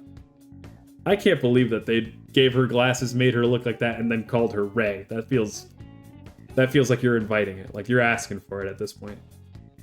Who else did you name? Octavia. Is she like octopus themed? Betty La Bomba. Whoa. She's not like an octopus. She's like a fascist. I like her scar. This is so, what's the name of that fascist from, from Arcane? The lesbian fascist? I don't remember her name. Betty La Bomba. I like that name. Dredge has an octopus gun. She's cute. Oh, she's really cute. Evildoer. Dang, they made her thick. They made her slim, thick, no slim. Caitlin, thank you. I'm glad everybody knew what I was talking about. I guess there was only 2 lesbians in that show anyway. So, you know, 50-50. I like her. I like the cross, like the cross hatching, or what is it called? Like the checkered pattern on her pants. It's very cute. Anyway, back to our stitching. Oh, I haven't thought about Arcane since the 2nd season. I feel like after the 1st season, I was thinking about it quite a lot, and I was like hoping for the next season to be good. But I don't know. I feel like it really kind of did. It really kind of. I always say things shit the bed, and it was bad, but I don't know if it was that bad. Her name is Caitlin? What the hell? Are people on the internet calling her that? I hadn't heard that one. Wow, that's nuts. Did you know that the KKK adopted a highway about a mile away from my mom's house? They are? That's crazy. Oh, we managed to get no, not. Finch is also a notorious hater of sequels. Notorious. Just because I have mentioned before that some of your favorite movies, I don't... You know... I think that there are some shows and movies where it's like their whole thing is how wonderful it is because they're a new idea. So if you're going to do a sequel on a wonderful new idea, doesn't that feel kind of backwards, pointless? Oh gosh. I think we just picked like the wrong needle for the job, or maybe... But you know what? The funny thing is that I remember doing 3 threads for almost all of these. You must hate Star Wars. I wouldn't say I hate it, but I do think that most of the... Like, the new sequel Star Wars have been pretty bunk, man. I don't think they were that good. There's an MTG card called Unwanted Remake. There is. There is. It was for that, like, horror movie 80s themed set, which I think was pretty ill-conceived. I don't know, it's like... What was so magical about Spider-Man Into the Spider-Verse, right? Funniest name ever. It's a good one. That is a very good one. Have you ever heard of the unsets? There's a bunch of Magic the Gathering sets that are all just joke cards. They make you do stuff like squawk like a chicken in order to counter a spell and that sort of stuff. It's very goofy. Bro must hate Pacific Rim. I watched the original and I liked it, and I hear that the sequel sucks. I have not seen it yet though, but my friend said it blows chunks and that Guillermo del Toro was not involved. Do you like the sequel? I mean, I don't think all sequels are bad or anything like that. I just think that if you're coming at something new, and the cool thing is that it's new, and you know, like why double down on that idea, I guess. I don't know. That isn't what got you there to begin with, I suppose. Was rehashing an idea. You have seen the joke sets. That's good. Maybe I should show some off stream or on stream. I was thinking of doing a Magic the Gathering collection stream sometime too. It's rare to see a sequel that's not a discount cash grab. Exactly, right? And a lot of sequels make it so that the original doesn't really stand on its own anymore, in a funny way. And look, like I say this all, but there's still plenty of sequels I love. I really like the Spider-Man sequel, Spider-Man 2. That movie's fantastic. Doc Ock. Although I still might like the original better, because holy cow, that Willem Dafoe as the Green Goblin. Shrek 2, that's like a very good sequel. It kind of like, I think it really just depends on did they have more to say? Is there more of this apple to bite off? And I think the answer with Shrek was definitely yes. And they were still funny. Like, they were even funnier than they were in the first one, I think. The sequel to Pacific Rim sucked ass. Or was ass. Yeah, that's what I heard too, which is a bummer. When a sequel is made with all the same love as the original, that's the type that holds up. Yeah, I think so too. Like, I remember, so you know what started this take from me? What started this take from me was the Spider-Man Into the Spider-Verse sequel. I don't even remember what they called it. Across the Spider-Verse, I think? So, in Across the Spider-Verse, like, they tell an interesting story, I guess, in that I like that Spider-Gwen is there. That's pretty cool. But they also tell an incomplete story, and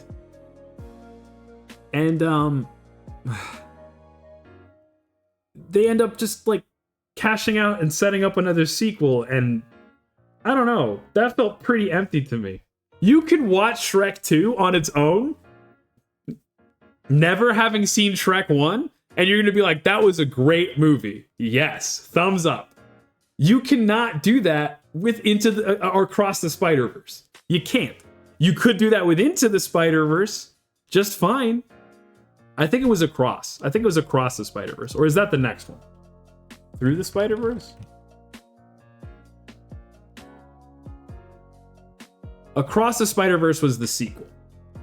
And Into the Spider-Verse was the first one. They made it so confusing. They were like, we're just going to change around the prepositional phrase, and hopefully that'll be enough for you. Pacific Rim took every soul and love of the first movie and spat it at the fan's face. Seriously, that bad? What'd they fuck up about it? What's so terrible?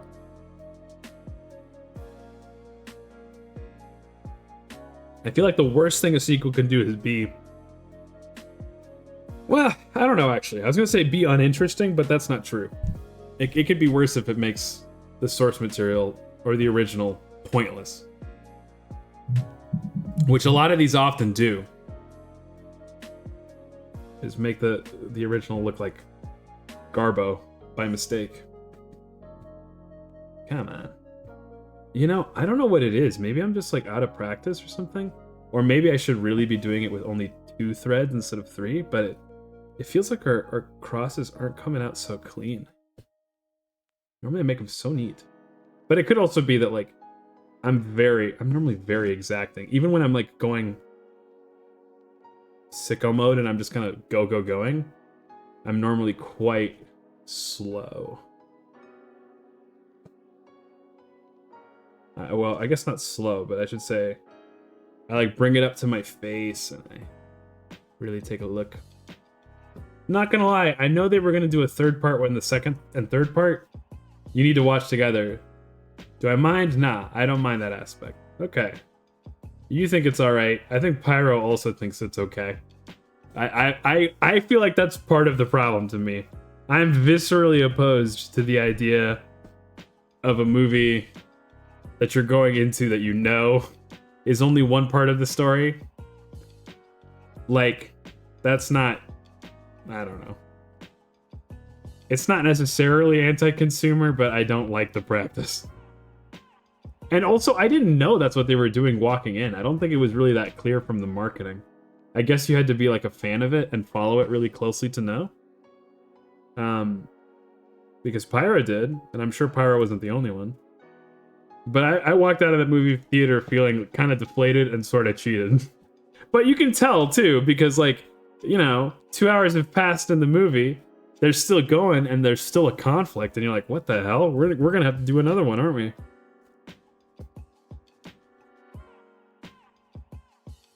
I'm just a hater, maybe. But also, my opinion of Spider-Man has been so low since the Spider-Man Magic the Gathering set.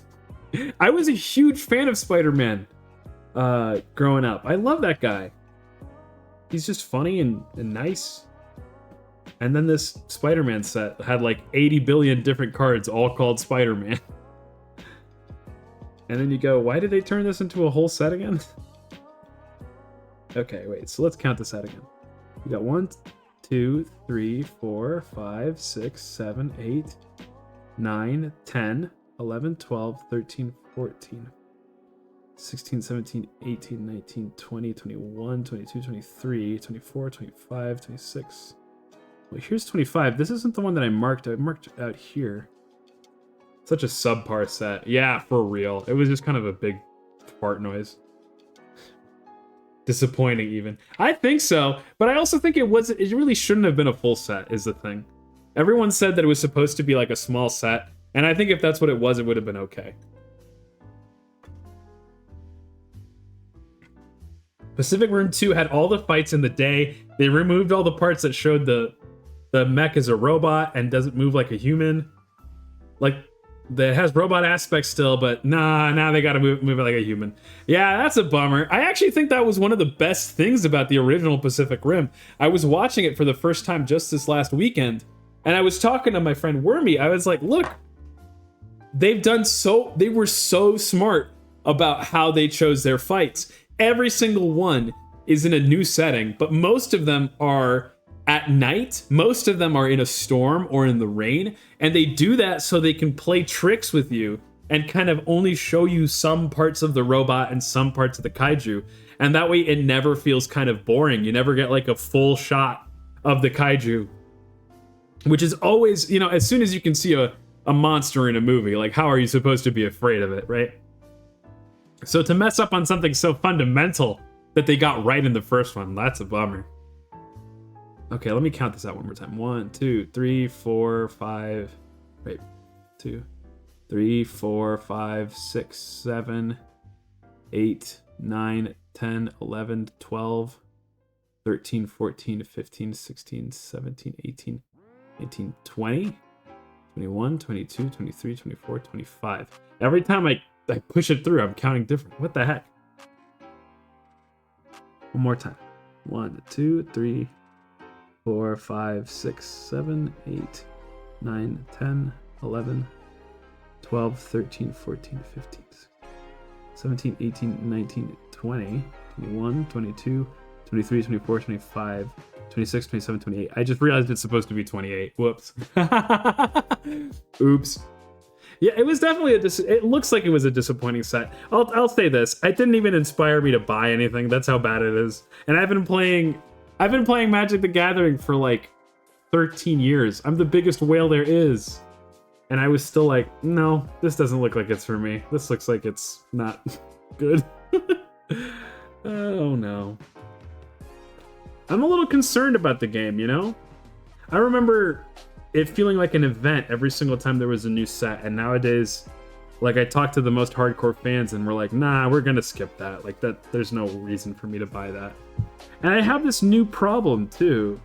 Like, I used to make commander decks with like whatever, and it didn't really matter because like most of the sets had really similar vibes, and so the art would look good together.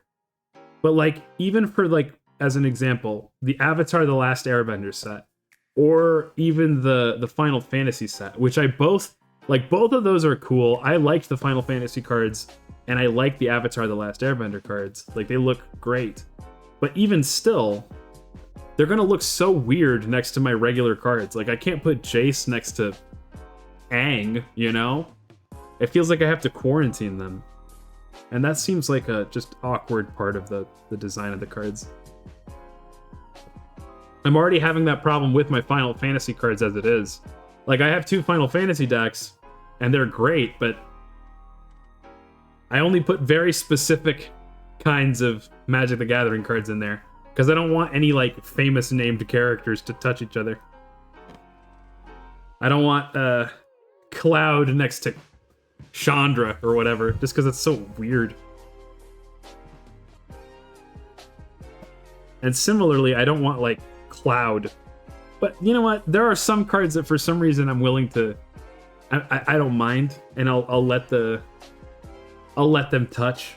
Like Sephiroth. I guess because he's a villain. Something about him being a villain makes it seem okay that he's hanging out with my other regular Magic cards. I have a very cool Sephiroth deck that I made recently. Haven't gotten to play with it yet, but I'm very excited to. It's, so there's this idea in Magic the Gathering, right, of boogeymen. So a boogeyman, I mean, if you've heard of boogeymen from, like, I don't know, pop culture, it's the same idea. Like these, like, horror monsters horror monster men that get more powerful when you say their name and stuff. So when I was getting into Magic, there was this idea of like cards that were really powerful being like boogeymen of the format, you know? Like Jace the Mind Sculptor, Restoration Angel, Oko Thief of Crowns, exactly, that's a very good example. More recently it's been like Corey Steelcutter and what do they call him? Vivi and Uro, back when, I mean, it was Oko and Uro, they were both a problem. Luris. I mean, when I was starting to play, it was like Siege Rhino and Grey Merchant and Restoration Angel. There was like a Spirits card too. What was it called? Lingering Souls, I think that's what it was called. So I was like, I have a bunch of these cards that I like, not because they're good in Commander, but just because they were like banned or really powerful at some point. Like they just have this history of power. So I wanted to make a deck that was kind of like a museum of once powerful cards. And I opened up 4-color Sephiroth, which I guess I'll show it off. Maybe I have it in... Do I have it like right now? I have it right next to me. Give me 1 sec.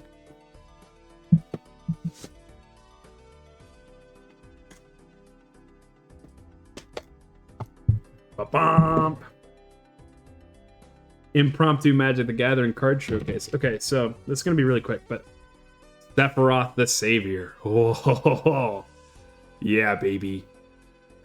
Fittingly, this is him as a copy of Atraxa, the Atraxa Grand Unifier, which was also a boogeyman of Standard. So this Commander deck is as many like format-defining powerful cards as possible. So like Growth Spiral was good in Standard. Muldrotha has been strong in Commander since she was printed. Adeline is really good in Standard.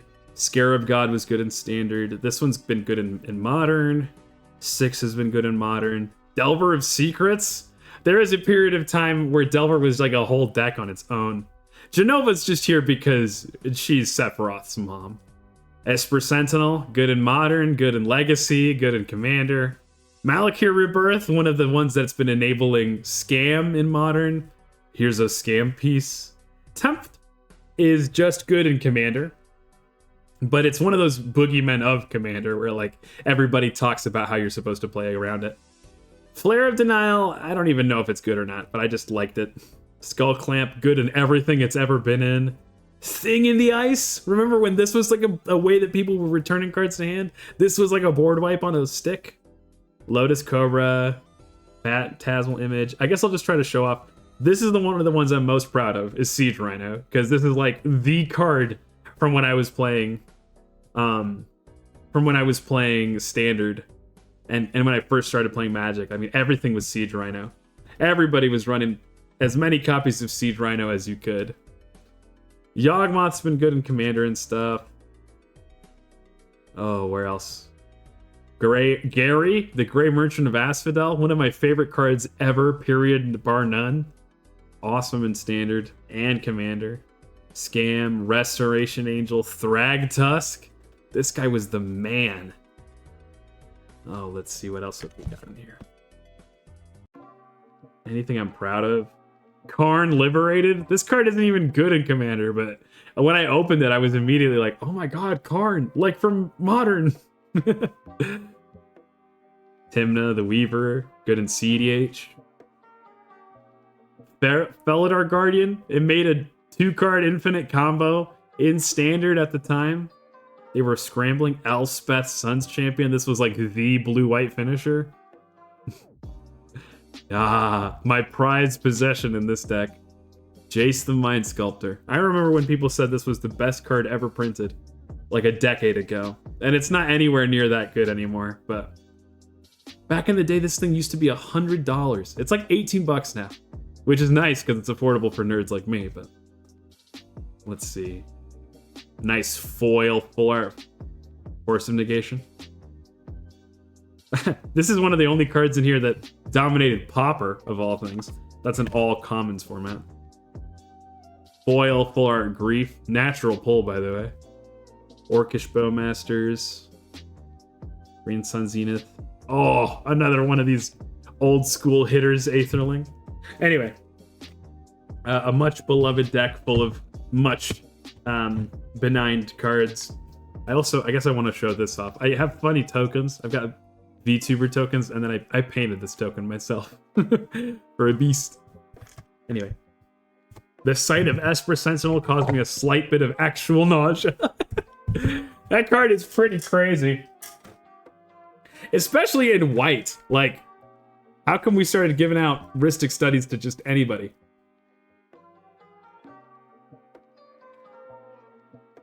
It's no Clouth. Well, we'll find out how it does against Clouth sometime soon. We're gonna meet up, play some Commander, I'm sure. I actually have never played with the deck yet, and to be honest, I wouldn't be surprised if it's not that good. Because it's one of those things where, like, it's kind of a labor of love. It's meant to be like a museum more than it is like a weapon. So, if it sucks, that's okay. Let's see.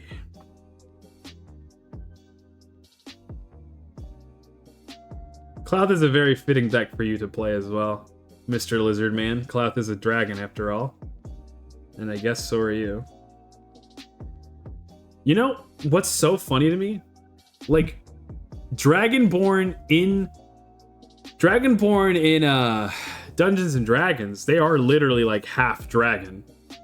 Like they have like lizard scales and shit, and they can breathe fire, most of them. But, and I don't know if you knew this, in Skyrim, which was my personal first experience ever even hearing the word Dragonborn, they're just dudes. They're just guys. You can be any race you want to be. There is a lizard race, but there's not like some sort of predisposition towards Dragonborn. I guess instead the Dragonborn is a person born with a dragon's soul. And the crazy shit is that in the Elder Scrolls, dragons are like immortal. They can't die. If you kill them, they'll just regenerate eventually. Except for other dragons. If they get killed by another dragon, they can have their soul consumed by that dragon. And that's what makes the Dragonborn so special in Skyrim. There's only one left anyway. And he's like the only legitimate person that can protect the people of Skyrim from dragons, because when you kill a dragon, you get to eat its soul, and then that dragon's just donezo. It's gone for good. Hooray! Pop champagne, etc. It's too bad that Skyrim was designed mostly first person, because I think you would like it. I think you'd find it to be a lot like Baldur's Gate and Divinity, Pyro. But it was just also of its time. It's one of those games, I can't say that there's been one since, besides maybe Fortnite. Actually, I'm going to take that back. Fortnite is definitely the game that has since made like equally large waves. It's just completely changed how like open world games got made. You'd never have Breath of the Wild if you didn't have Skyrim. And it's kind of funny too, because I feel like a lot of people have come back since Breath of the Wild and said that Breath of the Wild is like the game changer, and I'm not really so sure. Breath of the Wild is lovely and all, but I guess time will tell if it's really that historically relevant. But Skyrim has already proven itself. If it only because Mr. Todd Howard keeps selling new copies of it literally, every 15 minutes? I think I once saw somebody playing Skyrim on a pregnancy test. I'm fairly certain, too, if you have like one of those, corporate espionage machines, you know what I'm talking about, right? The Alexas? You can ask her to play Skyrim and she'll play Skyrim for you. It's like a fully, like, voiced adventure, but you can do it. So you can even get it on your freaking, like, a pregnancy test? I may have been exaggerating. I've never seen somebody play Skyrim on a pregnancy test, but I have seen, and I don't know if this is real, but I've seen videos of somebody playing Doom on a pregnancy test. Yeah. Here we go. Again, I have no idea if this is real or if it's just like a little animation they've put on there. But that is Doom.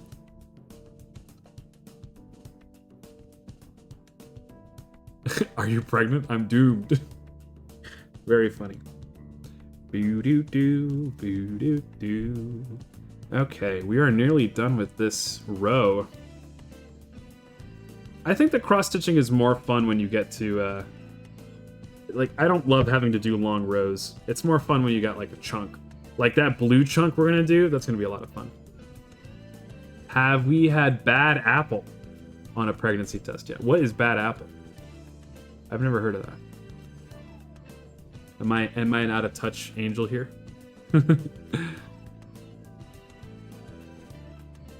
Is that also a game, perhaps? That sounds like a movie. Oh boy, have I got something to show you. I guess I'll look it up then. Unfortunately, our chat prevents from sending any links, so... Is this it? Say Maxwell? Is it a song? It looks like some sort of evil Miku song. Ba ba ba ba ba ba ba ba ba ba ba ba.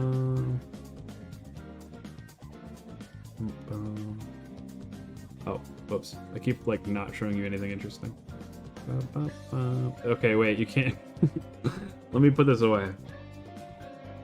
And then I can show you me threading this again. One row, 2 mistakes. It's not so bad. I feel like that could be worse.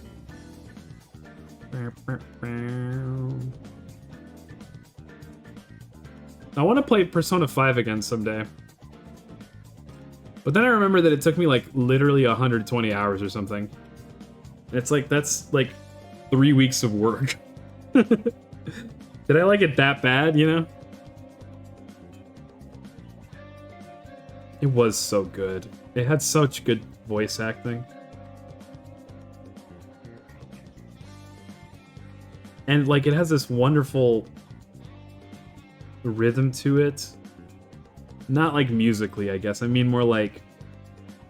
You go and do your job, and then you go be a student, and then you go kill people in the nightmare world.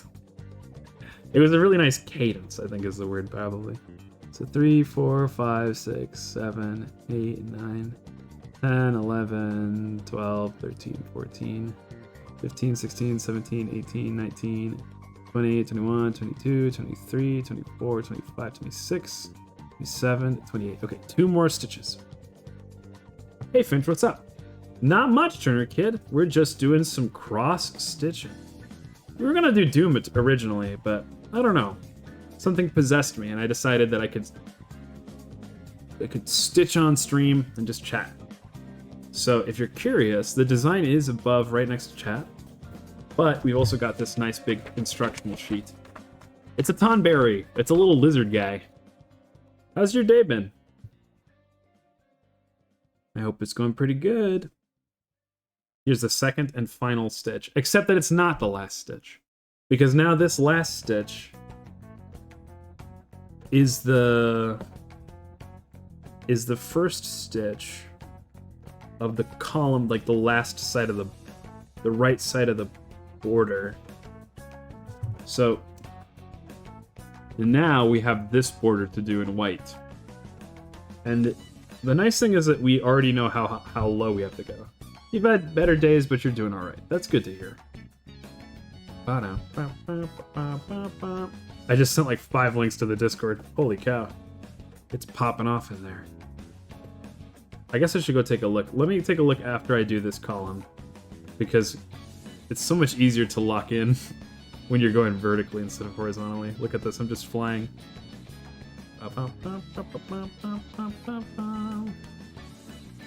Oh, you have to practice good posture when you're doing this, otherwise you're gonna shrimp right on up.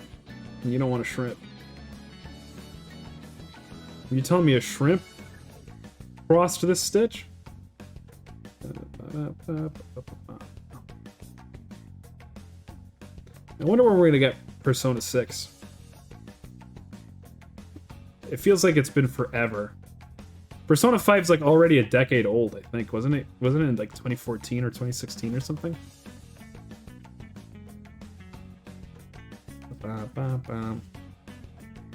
Oh, I can tell I want candy. I want something sweet. I want like ice cream. But by the time that the stream is over, it's too late to get ice cream, don't you think? 10 o'clock at night? That's pretty late for ice cream.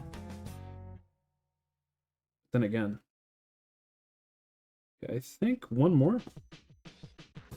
Here we're doing stitching for art once. Yeah, what was the project about? And like, how did it end? It's never too late for ice cream. The voices. It's hard not to listen to them. Dance. I'm gonna put you in a trance. Here we go. I'm gonna put you in a trance. God, I'd love to learn some horns someday. I want to learn how to play trumpet. I'm gonna annoy everyone. Honestly, Reed, you might have just convinced me to go get ice cream after stream. What kind of ice cream do you guys like to get? Because I guess when I mean when you go get ice cream at a place. Because I feel like getting ice cream at a place is different than like buying like a quart, you know, or a pint or whatever.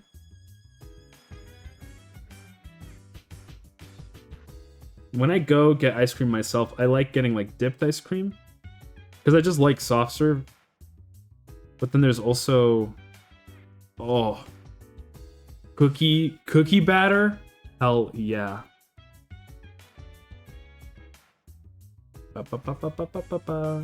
You either buy some mint fudge or some peanut butter chocolate. Peanut butter chocolate's pretty good. I like mints too. I feel like I recently learned to like mint ice cream. That was a surprise for me. That was a grow up and a glow up.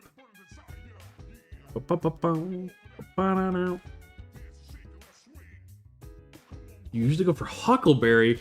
Wow, that sounds fancy and nice. What the heck? Read with the refined palate. Jeez, I didn't realize we had an intellectual among us. I would have worn my nice jacket. It was a long time ago, elementary school. You made stuffed monsters. They were really cute. Yeah, I've made stuff like that too. You can get like little kits. Like these, you get like 2 pieces of felt or several pieces of felt and you hand sew them together and then you stuff them. I've done that once. Okay, so at last now, we have finally finished like this one big connected piece. So the next step, now that we've finished all of these cross stitches, yeah, you can tell that they're like going horizontal, I'm not as clean, but vertically, like this one, where is it? This one? It's nice and tight. Very happy with that. So all you gotta do is on the back, you're going to take your needle and you're gonna feed it through a couple of the loops and then tie a knot in it and then cut it. Pretty simple. Nothing fancy. So there it is. It's been put through a couple of the loops. Then we're gonna hold on to this loop, feed the rest of the string through. And then, ta-da! Now, snip. Now, we have another piece of thread that we can tie another knot into, which we will do. What does huckleberry taste like? Like, is it like sweet? Is it like a sweet little berry? Is it like blueberry or blackberry? There's this one place that I know of that makes like really weird ice cream flavors. And you wouldn't believe it, but one of my favorite was lavender. You'd think it'd be too floral or it would taste like soap, but it doesn't. It actually tastes kind of like if you've ever had like Fruit Loops, it tastes kind of like cereal. It's so tasty. Okay, so more white. Now I think you could do the numbers, I guess, but we're gonna instead do the bottom border. That just feels right. Let's do that. There we go. Now, another thing you could do, because the way that cross stitch works directionally, it's way easier to go either horizontally or vertically, depending on the stitch you choose. So what you could do is you could simply rotate it and make it so that they're all vertical, but then you end up wasting more thread on the back, I think, if I'm not mistaken. No, you don't waste more thread. It just makes the back look not as clean. And I guess, I don't know. I get turned around when I do that, but I've seen people do that. Like I've actually taught Angel Papa and Angel Mama how to do this. And we all have slightly different strategies on how to cross stitch. Sometimes we'll go camping and we'll just spend an hour in relative silence as we all cross stitch. It's wonderful. Especially because, as it turns out, we're kind of all blabbermouths. We all like to talk. So, very strange to find a moment for us to all be quiet. But this is an activity that you just put it on and everybody shuts up and put on some tunes. I feel like that's when I'm talking the least normally. Is if you put on some of my music, some music I like, then I shut up. Because I'm listening to the music. Or I'll start, or heaven forbid, I start talking about my music. Because then that'll get me to triple down. Hold this for me, Iris. Thank you. Good job. Everybody give it up for Iris. Taking one for the team for us today. Taking like a billion for the team, actually. Oh, we fucked up. Okay, let's pull this back out. Ah. Okay, well that's part of the fuck up, I guess. Pulling on the wrong side of the thread. There we go. Okay. Some sour berry, I think. Okay. Ooh, sour ice cream is nice. You know, I always say that Angel Papa is up to so many things that it's really like I'm his Boruto and he's like Naruto. You know? And speaking of ice cream and sour ice cream, there was this one time, it was the summer, and Angel Papa and I think Angel Mama and Tenchi Bro were there too. We were all getting ice cream at a Baskin Robbins, which is an ice cream joint that has a lot of funny and weird flavors. And they had a flavor of the month, which was, it was what's it called? It was Sour Patch Kids, which was like it was like vanilla ice cream, but it had like a Sour Patch swirl through it. There was a period of time that you could like buy it just anywhere after that Baskin Robbins collaboration, but I don't think you can anymore. Anyway, we all tried it. We all really liked it. But the person who liked it most was Angel Papa. Angel Papa loved this ice cream. He loved it so much that he went up to the counter and he asked the person, "Hey, you guys selling this in pints? Can I get a pint of this? I want to bring some home." And the guy was like, "Nah, man, that's like the flavor of the month, so we don't really sell it like that." And he was disappointed, but not deterred. Angel Papa's not the type of angel to hear no for an answer. From pretty much anyone but Angel Mama. And so he was like, "Well, what about those tubs under the glass? Surely you have more of them, right?" And the guy like makes a face like, "Yeah, I guess we do." And so Angel Papa was like, "Well, why don't you sell me one of those tubs?" And the guy goes, "Okay, let me go talk to the manager." The manager comes out a couple minutes later. Angel Papa talks to him. And he ends up ordering a whole, like, it's this massive just cylinder of ice cream. I mean, it must have been like, I don't know, like a gallon? 2 gallons of ice cream? I think it's those huge ones that they have under the glass at an ice cream shop.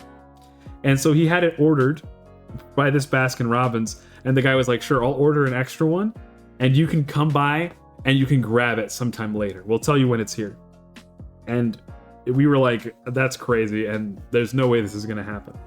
And then a couple weeks later, he drives me, we go pick it up, And then the rest of that summer, like every other day, everybody's having like a small scoop of of this awesome Sour Patch Kids ice cream. And like there was a ton of other folks we knew in the neighborhood who we would like invite over to play soccer and board games, and every single time somebody was over at the Tenchi household, we were like, great, thanks for coming by. Would you like a little bit of ice cream? It was so much fucking ice cream, we had to get rid of it. And it took like a solid, like, I don't know, like a month to get rid of that ice cream. Because who eats that much ice cream, you know? It's an industrial amount of ice cream. Who is that plushie on your desk? So this is a little loser called Iris. Iris, it's here. Iris, it's Iris. Look, I'll show you. Iris is a VTuber. She's a Hololive VTuber. She's very cute. I guess I have a certain kinship with her because she is a Nephilim, and in her lore, I guess a Nephilim is a half angel, half demon. See? It's Iris. Her vibe is kind of being a girl failure. Like, she's woefully unaware of the fact that she's had basically a very princess-like upbringing. But she's really talented. She's really good at singing, and she's a go-getter, and she's cool. And one of the last times I was cleaning stuff here with I think it was after I tore my knee. Angel Papa was helping me clean up, and he saw all of my pins I had from stitching and stuff, and he just jammed them right into her. He was like, here, that way they won't move. And I just couldn't believe it. I was like, this is so cruel what you just did to her. Look at her. She's riddled with bullet holes. But it made me laugh, especially because, you know, I don't know. She's kind of a bit of a girl failure, so using her this way is really funny to me. But yeah, that's who this plush is. It's Iris. That's her catchphrase is Iris, it's Iris. That's what she says when she comes onto screen, which I think is also very cute. And her fan name, also adorable. They're called Aristocrats. Get it? It's like aristocrats. Which, again, ironically also feeds into the whole princess mentality. I get it. Man, now I'm thinking about that Sour Patch Kids ice cream. I wonder if they even make it anymore. Let's find out together. Let's be disappointed together. Sour Patch Kids ice cream. Oh, they make it still. I mean, that's not the Baskin Robbins. None of these look quite right. The original was more like this, sort of. It kind of looks like this, but it didn't have any blue splotches. I guess I could probably look it up.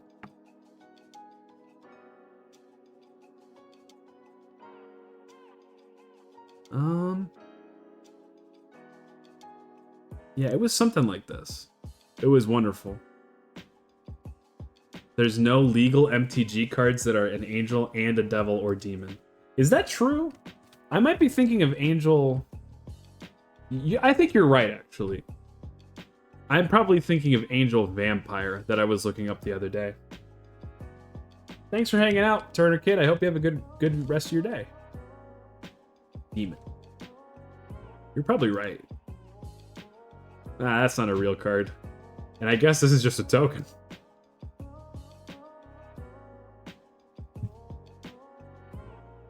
Angel is evil. Yeah, it looks like you're totally right. It was Angel Vampire I must be thinking of. Yeah, Rudolph. Rodolph? He's pretty cool. Angel wings and that vampire swag. Guess who just beat Hollow Knight? Was it Obama? Congrats, Pyro. How does it feel? How long has it been coming for you to beat that? Biden? I don't know. I feel I feel like that guy might be lucky to beat Kid. Never mind. Nope. I don't think that guy's beating Hollow Knight. 40-ish hours. Now go for 112%. Now do it again.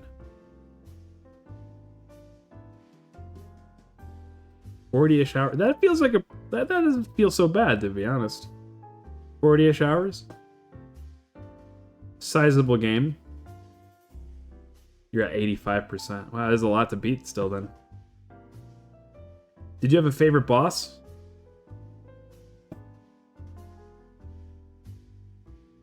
I got ending 1, now I gotta get a couple charms to unlock the other endings. There's multiple endings in this game? Sometimes I completely forget that game, despite being a platformer, has like a lot of, it has a lot of like, what am I saying? It has a lot of lore, which is a surprise. There's 5 endings, holy cow. The Dung Defender is the best boss. We'll have to look him up. I feel like I'm on a tear. I'm focused right now, but here, we'll go look him up.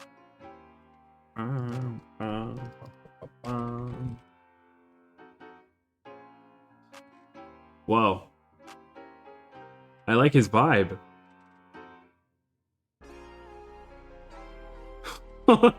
He's ballin'. He's cute.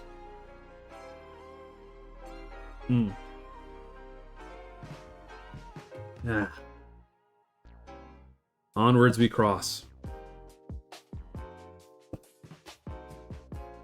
Look at his battle. Okay. Give me a sec. Because I just instantly made a mistake as soon as I looked away. Is this the one I want to unstitch? I can't tell. Oh yeah, it definitely is.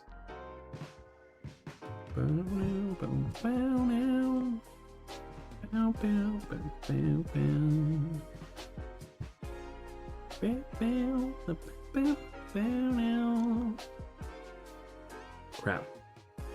It's really funny. Okay, I guess we can go look him up. He's got a theme and everything. Is he the one that's laughing? Triumphantly?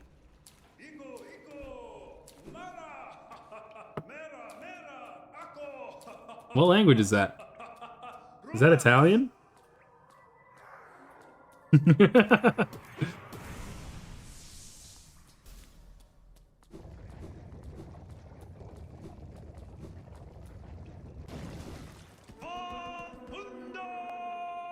Bruh.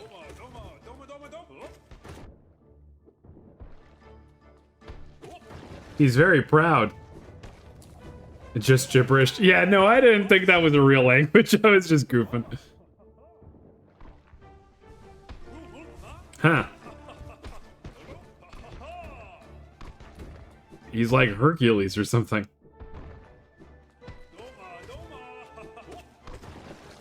Why is he so chipper?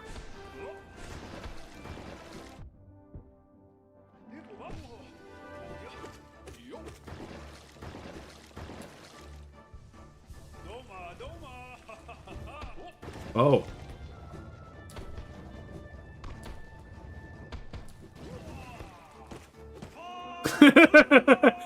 That's a good way to put it. When you love what you do, you don't work a day in your life. He definitely loves what he does. Even if what he does is mostly rolling up dung.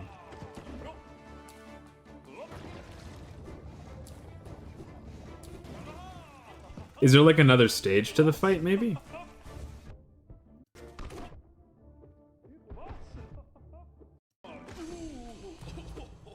Oh, tough.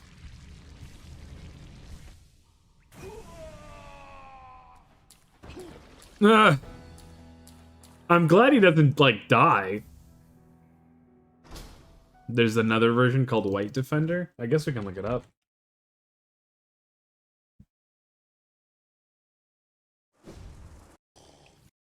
Wait, he's big snoozing.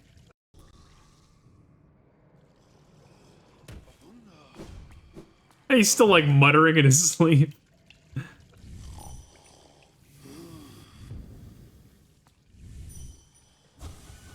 Whoa.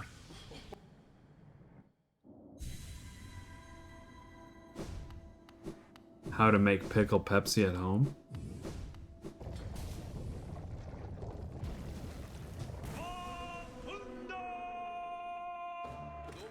Wow.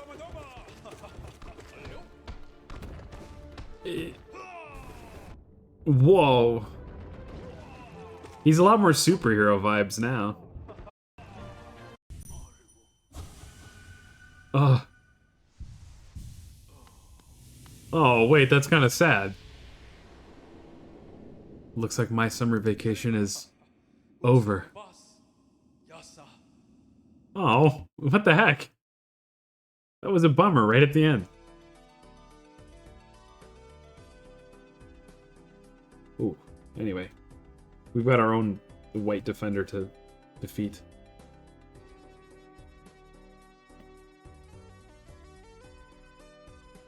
Which is the rest of this thread. I actually can't believe how quickly we used it. I sort of thought that it would be enough for the numbers too, but sorely mistaken.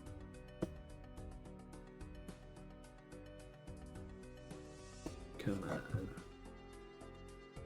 It's pretty interesting to see too how much I can get done in a couple hours. If you had told me that we would only get this border done, I would have been pretty surprised. But we're already rounding up to just about 40 minutes left in stream. Although, I will say, like, going horizontally just takes a lot longer than vertically. So we might still be able to get the numbers and the blue done. We will see.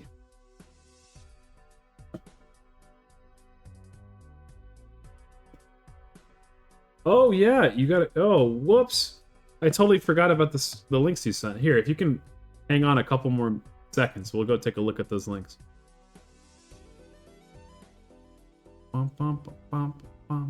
Oh, so I was right. I did. It was like a music video. The Bad Apple thing.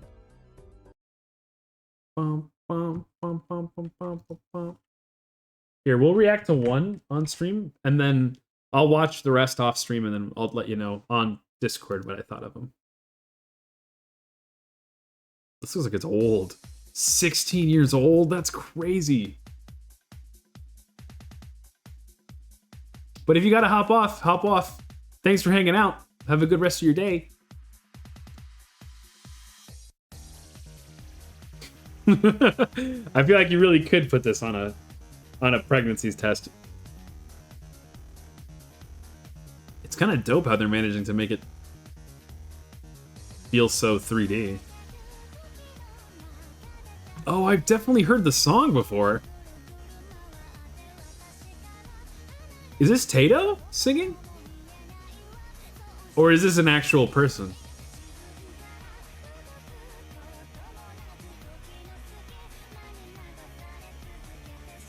It's by the Osmonds. What? No, that's not. I think I've heard this on rhythm games too. Like if you go to the arcade, it was sung by Nomiko. This is like a real person. It's not a Vocaloid. Oh, yeah, you just messaged about that. That's dope.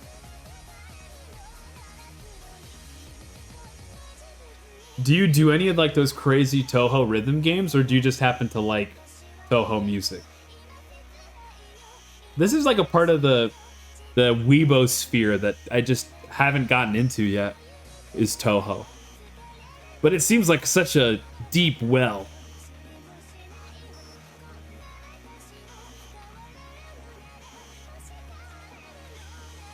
Whoa.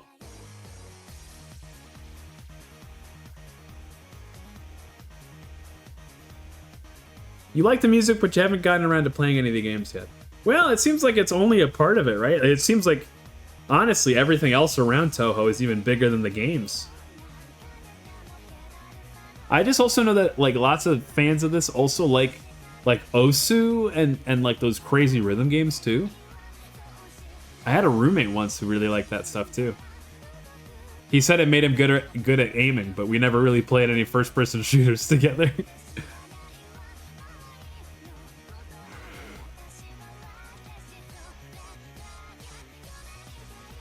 Wow.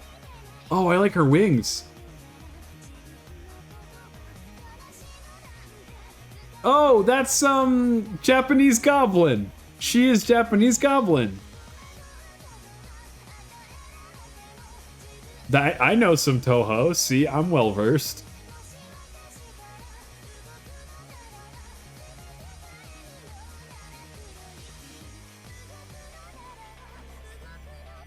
This would be awesome workout music.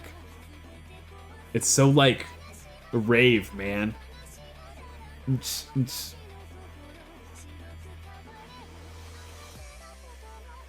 I like the vocals a lot. It's very desperate. It feels like she's like singing for her life.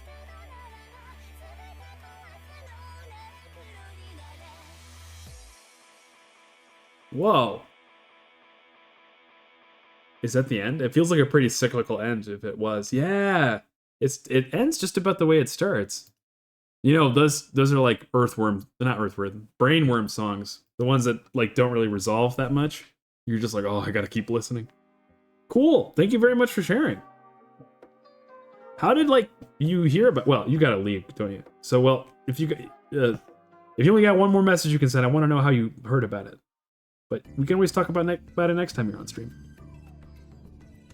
There's an explanation video. Hell yeah, send it out. I'll probably have time to take a look at it at some point. Maybe while I'm eating ice cream. Oh, I just realized I gotta go to bed early. I don't think I can get ice cream at all. I'll get ice cream tomorrow. There's like lore. I think that's one of the coolest things about like Vocaloid songs too. They have a lot of lore and meaning. I've got a friend who was super into Vocaloid AMVs growing up.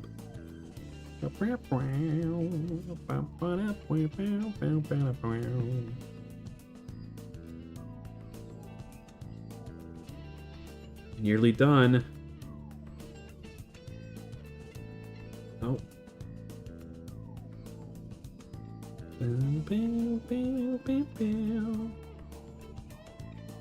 There we go.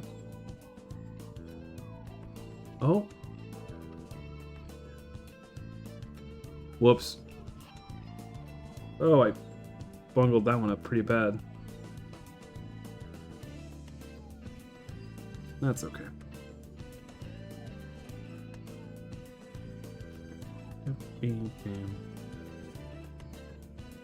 I love hearing about musical lore.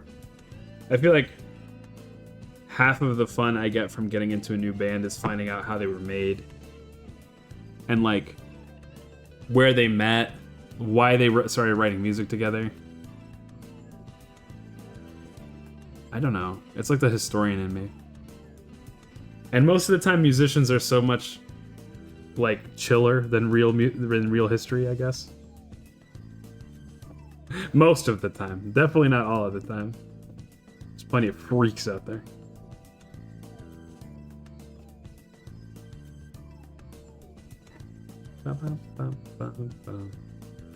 Like My Chemical Romance. I mean, I guess that wasn't really a happy story, but those folks got together after 9/11. And there's like Arctic Monkeys doing music when they were 18, just singing about getting kicked out of bars and stuff. There's the fact that like Fall Out Boy used to do like actually kind of woke punk music before they got picked up, and now it's all like introspective, sad little pop with a little bit of something in there. Things change, you know? And a lot of times people have to change quite a lot to get popular. And then, or on the other hand, once they get popular, they change quite a lot.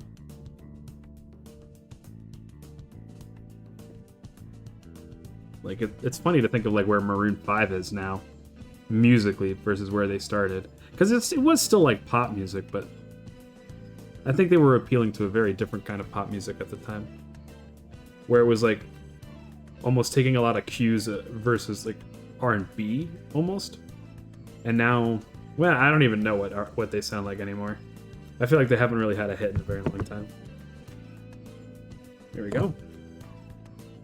Nice. That is one complete border. We're getting down to the dregs here. Like, this is not much string. But I think it's still just barely enough to maybe make a 9. So I'm going to tie a knot in it. But once it starts to get too small, there is a point where, like, it's not even worth tying a knot in. You can just toss it out and go on to the next one. Like, it starts being a hassle. And you want to have enough that, like, you can stop at a point that it makes sense to with your string. Otherwise, you'll get stuck. Okay, so now we're going to do the negative. The little negative symbol, right? This one. So this is 4 down, 4 up from the border. And so that's going to put it right in the middle. So we're about to find out, basically, if I fucked up at all in the counting. So we're going to do 1, 2, 3, 4. That puts us at the middle, and then 1, 2, 3, 4. Okay, it looks like we did a good job. 1, 2, 3, 4. Yeah, we did just fine. So we're going to start there. Okay. And this little negative symbol is just 2 cross stitches right side by side.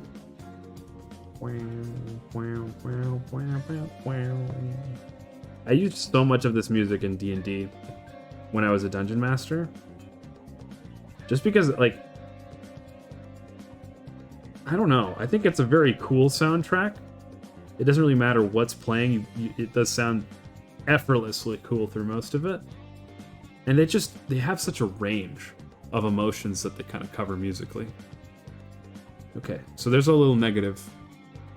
Now, I guess we kind of have an option. We could tie it off, or we could like make the back of it kind of look a little ugly and just jump right into the 9. And I guess that's what we're gonna do.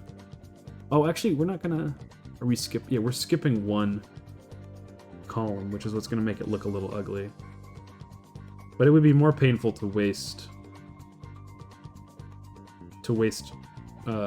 Let me just double check here. So we are over 1, up 2. Over 1, up 2. That's correct. Nice. Just gonna do like a quick little. Yeah, see, the back ends up with this ugly diagonal, but you know what? You can only make the back look so pretty. Okay, and then this little 9, it's 3 of them right down in a row. There's 2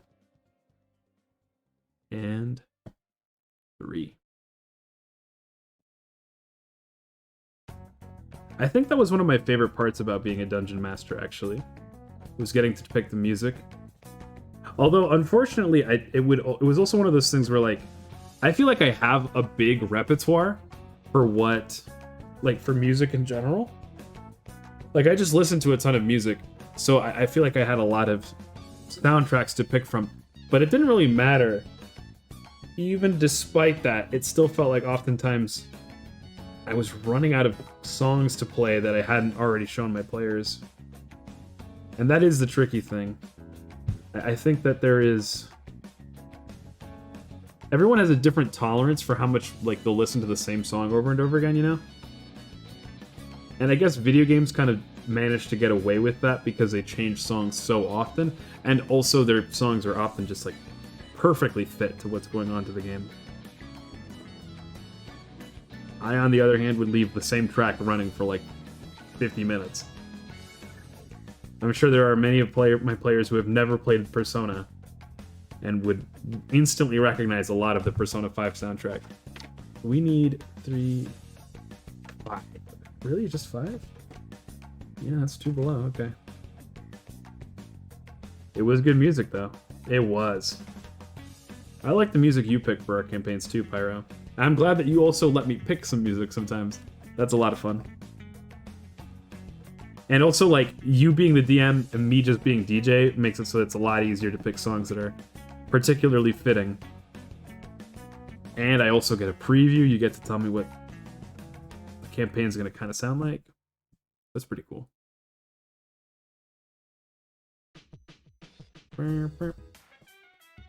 Okay. We're going to probably finish up this column.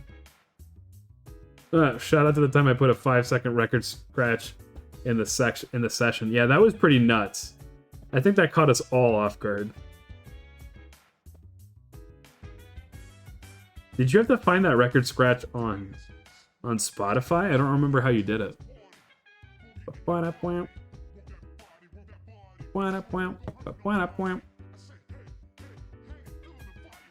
Yeah, wow. Impressive. That's dedication to the work. Also, who's out here just listening to record scratches on Spotify? It's probably other people trying to use it for the same or very similar uses, I guess. Just making people laugh. Come on. You know, I didn't blab more about this iris. I could have bragged a little bit longer, but this iris I actually won at an arcade. I won it in the claw machine.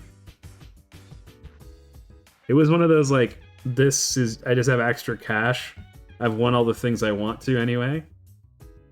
And I think I took maybe 2 tries to get her with her big head. She's so cute. She actually also has a halo. I think one of the things I like about her is that her halo... so this is supposed to be her halo. She has like a double halo. But it's very geometric. Like, it's very angles and lines and shapes. So now we have a little garbage string we can't use for anything. But we have a bunch of extra string that is ready to be used. So let's go ahead and tie another knot. This will be more than enough for the rest of the numbers, which means we get to put some more into our vault.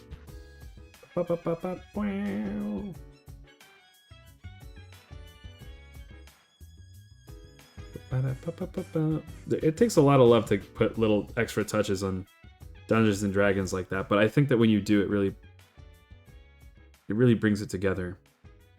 I remember trying to make some effort to get a voice changer working, but there was something that, like, got caught in between the voice acting and the voice changer where it was like, it just felt like it was too much to juggle. And it was hard to hear, too, from what I remember. I'm trying to think of, like, the thing that I felt was most successful. I guess it kind of depends on your definition of successful. Did that music just crunch up for anybody else? Was that just on my side? Because sometimes successful just means being memorable. Clipped off the end of the string there. And I think I was pretty successful in making a lot of memories. What do I remember? I remember making everybody panic and do a very small Sudoku puzzle in a dungeon once as a challenge in the middle of combat, no less. Look at that. I did that like almost instantly. Blam. Practice makes perfect. And also I like clipped it, so it was really easy. Nice. I guess the other thing is that you get faster at it as you go too, because there starts being less thread you have to pull through. We're gonna start from the bottom here. Yeah, that seems about right. Right there. Whap, whap, whap, whap, whap, whap, whap, whap, I think this is Butterfly Kiss. Oh no, this is Layer Cake. This plays when you're in a airsoft shop. You meet this guy named EY. Total weirdo, but he's awesome. He's the coolest guy in that whole game. He's very nice to you.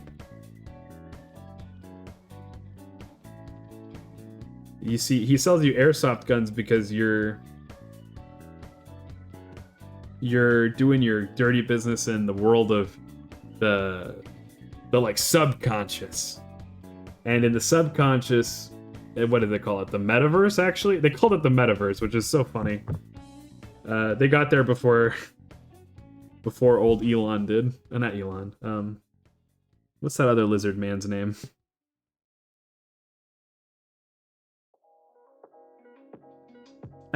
Whoops, we did that horizontally.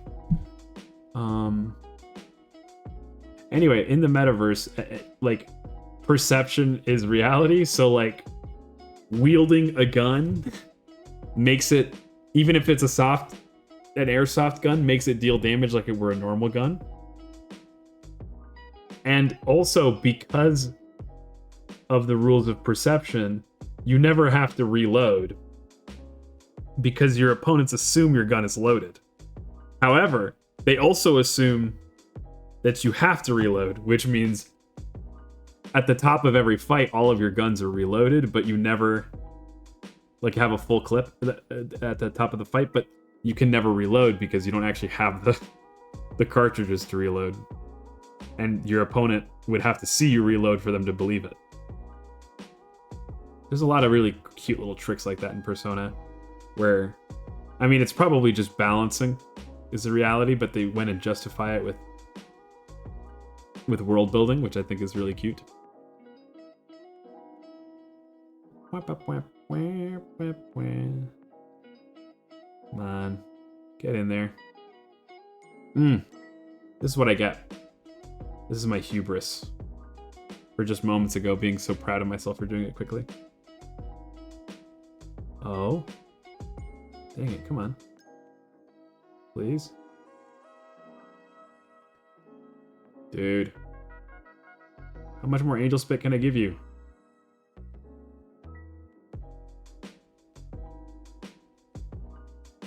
Bro. Enough. Do I have to flatten it more? Like...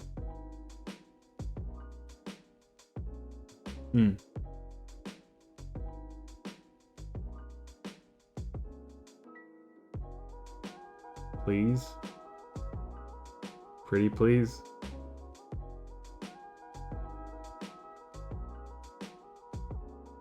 Huh. It's so odd. It's not, I mean, I'll admit too, this thread doesn't seem to flatten very well. I don't know why. It was just like not well entwined together.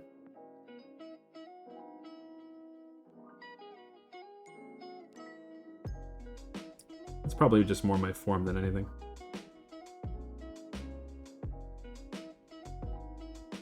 I'm glad I decided to do this.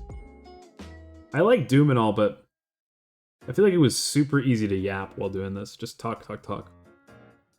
Because it doesn't really occupy the same kind of part of my brain doing cross-stitch. And also, like, having something to explain while I'm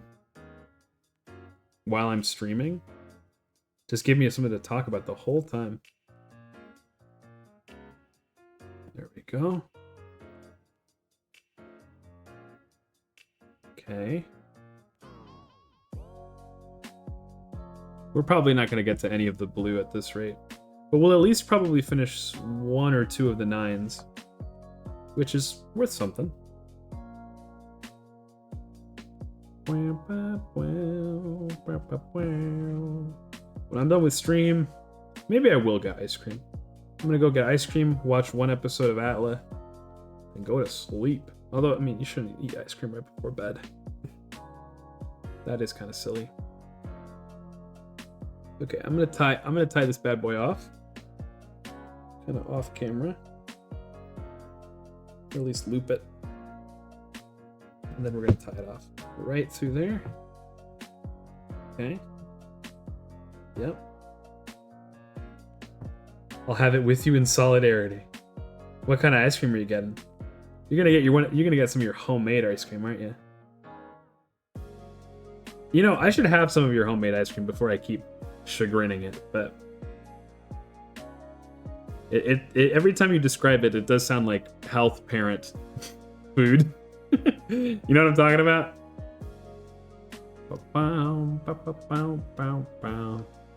Oh yeah. peanut butter chocolate homemade ice cream that's just basically mashed up bananas and frozen.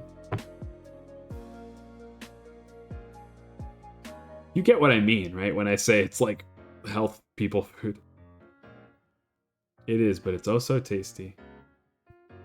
That's good. Here we go. Wonderful. It feels like for such an impromptu stream, this went pretty well. And it feels like it's a good proof of concept for the next time I come up with an insane idea. This is of the stream ideas I've had recently, this is one of the more sane. And it's so funny. Like, okay, I've been recently trying to like... If you've ever heard of the idea of blue sky concepting? Whoops, we're one off. If we're lucky, we might be able to just poke it right through. Nice, that worked. Okay, if you've ever heard of the concept of blue sky brainstorming, that means that like you're coming up with an idea, but you're just not coming up with any of the faults at all. No no's, basically. The only rule is you can't say no. And so I was like, well, what if we do that? And I just started coming up with ideas for streams. And I tried to be very stream of consciousness about it. And the first one that came to mind was like, the first word was, I think, dentures or something. And I immediately started laughing because I was like, that's a terrible, what does streaming have anything to do with dentures? And then I thought about like, I think I'm thinking of a very specific board game of some kind that kids play. I'm not even sure if this is like maybe it's like a board game, maybe it's like an operation thing. Let me look it up. I'm sure, I mean, maybe this exists somewhere else besides my brain, but let's go double check.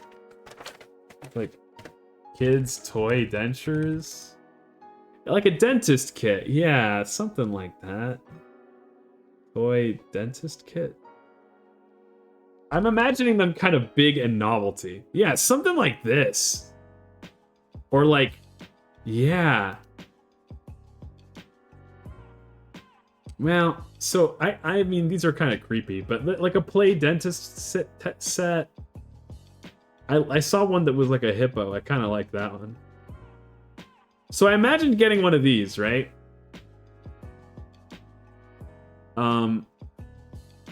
Let's go with this guy, the hippodontist. This guy's got a lot going on, but he doesn't really have like nice three-dimensional teeth. Whatever. We'll say I was imagining something like this, except you gunk it up real bad. Like you cover it in like glue and maybe you hit it with some like what do they call it? Like when you mix cornstarch and water, you like make a slurry and you gunk up the teeth, and then you spend a stream like cleaning them on camera. I don't know why I thought this was a good idea. I guess I didn't think it was a good idea. I was just blue skying it, you know. I said the word dentures and I was like, okay, how do I justify that? You know. So that was the first idea I had. The next idea I had was like, the word that came to me was Salt Lick. So I was imagining like, it's got to be like a human Salt Lick, right?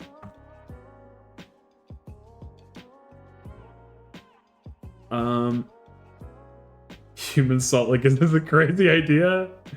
That does seem like a crazy idea. It looks like people wear them around their necks. What the hell? So my other idea was the word Salt Lick. And I was like, okay, how do I justify that as some kind of stream?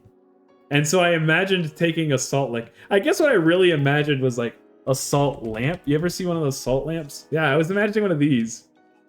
And I've always thought about what it would be like to lick one of these. So I imagined getting one of these and putting it on a Lazy Susan. It's just like rotating on camera slowly. And every 30 minutes or something, every 15 minutes maybe, you take a lick of the salt lick and then you put it back onto the rotating camera. You just do that for like 3 hours.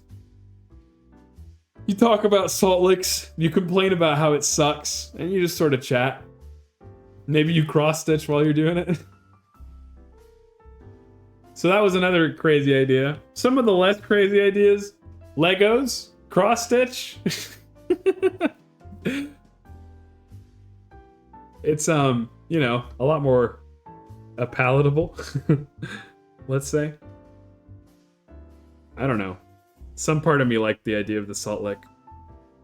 I guess the idea of these ideas is not necessarily to make something where everybody is just glued to the screen the whole time, but rather where someone is going to see what's happening on screen in like a thumbnail and go, wait, what the fuck is that about? Why is this guy licking? Is this a salt lick? What's going on? You know? Because I feel like that would get me to click. That would get me to click and stick around for 10 minutes until something else comes around in my life and distracts me. Which means there must be something good there. There's something to that idea. It's also the kind of thing that, like, if you told me Germa was doing this, I think if it was Germa, he'd probably do something less, something more appetizing than a salt lick, but I could imagine him doing something like that until it was gone and calling that a stream. But, like, you can't do that with a salt lick. You'll kill yourself. Maybe like a Tootsie Pop? Isn't that kind of on the nose, though? I feel like that would get people, though. Oh, how many licks does it take? Oh, I didn't really show it off, but here, we have our first 9 already done. We're getting there.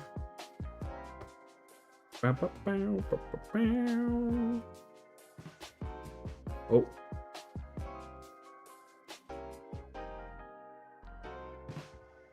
But yeah, I had a lot of fun doing this stream, especially at the beginning, just because I had so much to say about this cross-stitching thing. I mean, the thing is that there's just not much to learn, is the bummer. So there's not that much to teach people. Once you've kind of really started going, you don't have much you have to do. It's just rinse and repeat till it's done.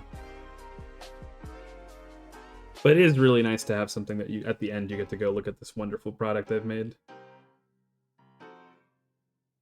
That's honestly, to me, the toughest thing that I've seen about this cross-stitching thing is coming up with like what to do with them afterwards.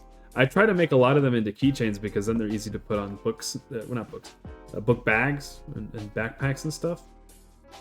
And then, of course, plenty of friends have birthdays and Christmas and stuff, but at some point you've given a friend their 3rd cross-stitch gift, and you have to imagine that there is an upper limit to the amount that you want to give out before it starts feeling like everyone has a whole cross-stitch collection. So far, I've made cross-stitches for Angel Mama, Angel Papa. I've made them for Wormy. I've made them for Max. I've made it for a friend of the channel that has not been on. There are a handful of people that I think I should make some before I hang up the towel, although I don't think I ever will. Like, it's so easy to just come back into. It really doesn't take that much space. It's not like a hobby you can, like... It's not like Magic, where, like, you step away from Magic and it feels like when you come back, you kind of have to catch back up and find out what happened while you were gone. I don't think there's been a new innovation in cross-stitching since probably... maybe its invention. Let's do this. We're not. How much we got? We got another 10 minutes? Good, too, because I'm starting to get sleepy. It's really relaxing, too. Funny to say this while streaming, but one of the advantages of cross-stitching, of course, is not having to look at a screen for very long. Versus all the other hobbies I like to do, which are very internet-focused. Now, of course, while streaming, that's a different story, because I'm got my eyes peeled for chat. And also, I guess, the funny thing about that, too, is that most of my designs I keep virtually. So I'm looking at screens anyway.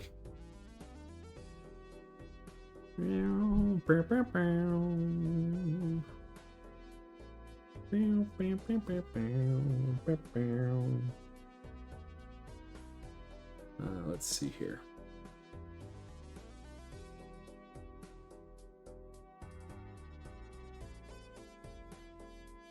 No, I don't want to start there. Well, this might take more time anyway, but we're gonna redo it. Right here. I doubt I'll do this whole cross-stitch on stream. That's another idea I've had lately was, I was just taking a look at how other people stream. And it's actually super, super rare to see people sticking to a single game. Even if it's a game with a long story, a lot of people will just play it and then hop off. And I always thought that that's a bummer as a viewer. Especially if there's a game that you really like. And especially because when I play games, I'm sticking to one, finishing it. There's not that many games I haven't finished, I would say, that I have significantly started, because that's just not my style. But as a streamer, I don't know. I think a lot of streamers don't really do that. There's not really any rules to how you stream, you know? And up until now, I've been very much like, okay, I communicate on my schedule. I try to commit to what the schedule says.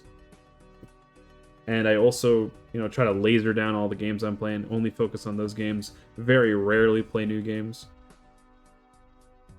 But that's a bummer too, because like I have a ton of crazy ideas for games to play.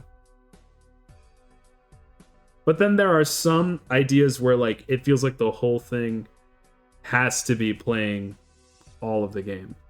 Like I haven't ever played Halo before, for example. So I want to play Halo on stream. Maybe finish the whole first game, maybe even the whole first 3. They're not long games. But I don't know. That one's got like kind of a buy. It's a different vibe, you know? Whereas if I just played the first 2 hours of Halo, like, I don't know. Would that be the same for everyone? Oh no. I got too busy with my yapping. I was supposed to skip a stitch. A fool's errand. There we go. Okay. Time to undo my folly. It's not too bad.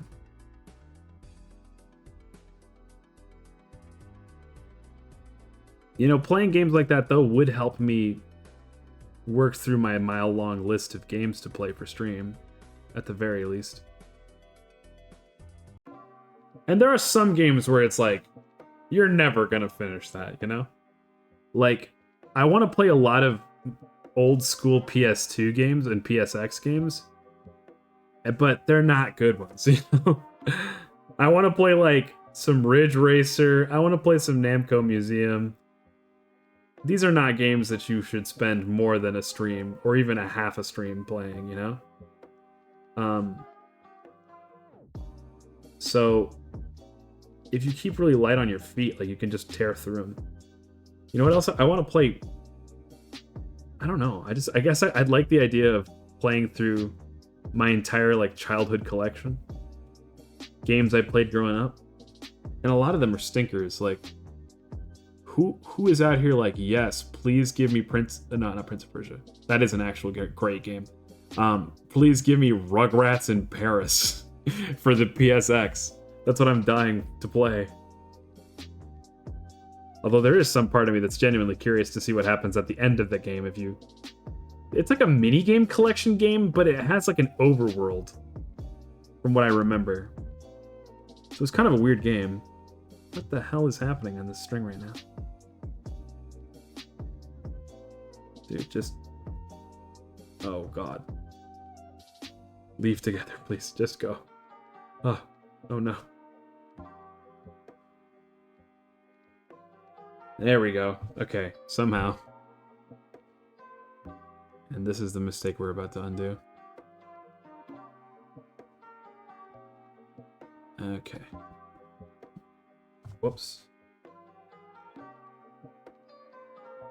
Come on. Is there a knot in there? No, there's not. Haha, there's not. But yeah, things to consider, I guess. There's also some games I've elected that just, maybe they're just too long to stream to finish. Like Hades 2. That one I feel like, at first, it felt like a genius choice.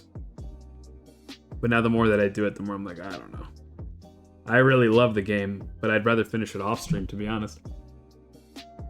Doom we're nearly done with. I think we only need like 2 more streams. Although, if I keep replacing it with cross-stitching streams, then it might not ever be done. And then I think there was one other one that we're working through. Disco Elysium. Okay, that game I love so much, and we've been playing so long that it's like, we have to finish it. I don't care what it takes. So that one's been grandfathered in, I think.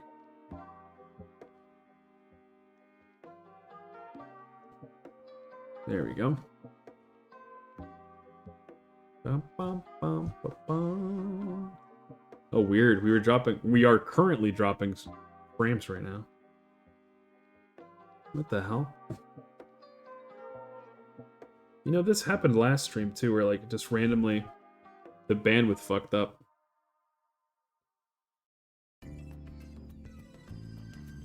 Like we were still able to stream, but it looked like we were dropping like a solid 2% of the frames. I wonder if it impacted the audio at all too. I didn't get a chance to take a look quite yet, but...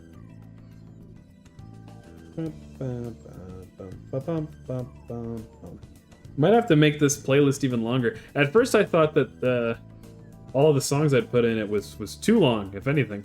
You're never gonna get to hear your favorites again, but that's not true. Oh good, I thought it was me. Okay, so it was fucking up. Was my audio fucked? Was it just frame drops? You clipped a bit? Okay. Are we back to normal? It looks like I'm still dropping a solid 2% of the frames. Which sucks. I'm not sure if there's anything I can do, though.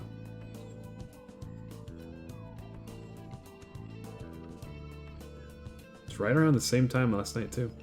Or not last night, but last stream.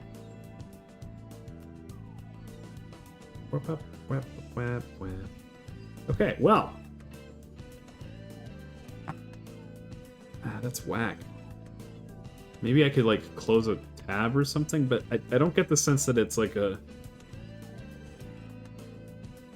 I don't get the sense that it's like a... Ah, well, there we go. I wonder if it's some sneaky... Oh, wait, it just dropped again. What the heck? It could be some sneaky internet service provider stuff. Where they're just like randomly dropping my...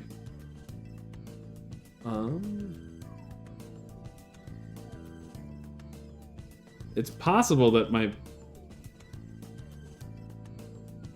my computer, the Tenchi PC, might be doing some random updates in the background too, but I don't know.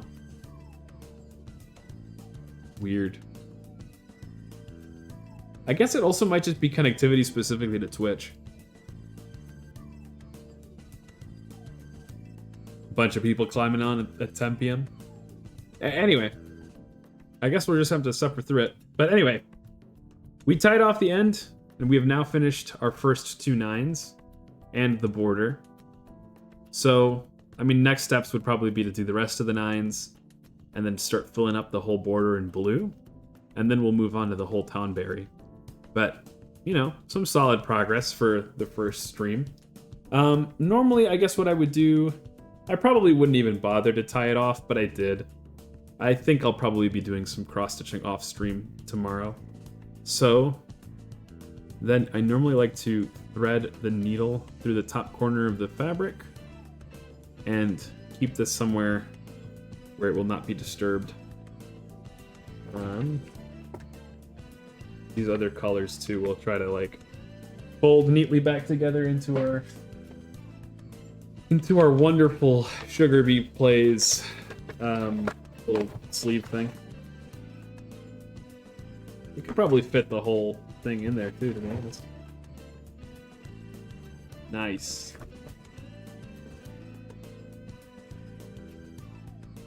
Wonderful. And a cleaned table to boot. Let's go find somebody to raid into. Oh. Oh, did something... What the... No.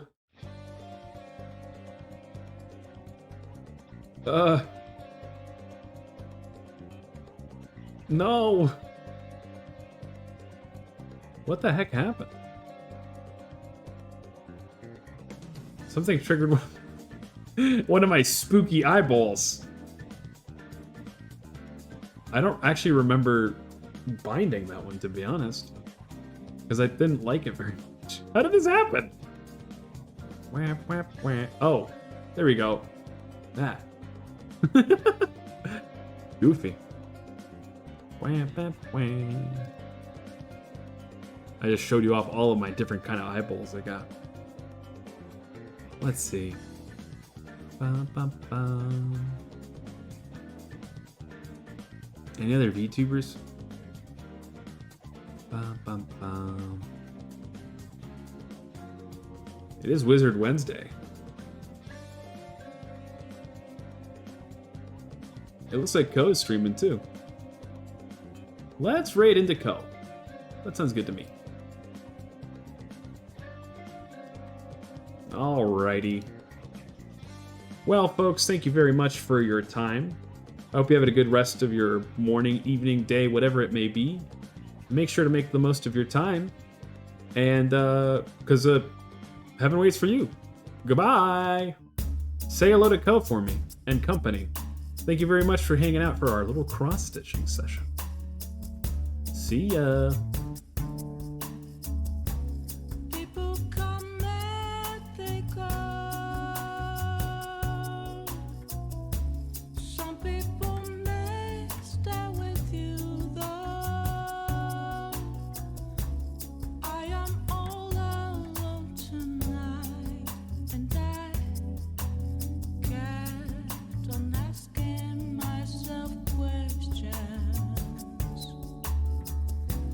Cause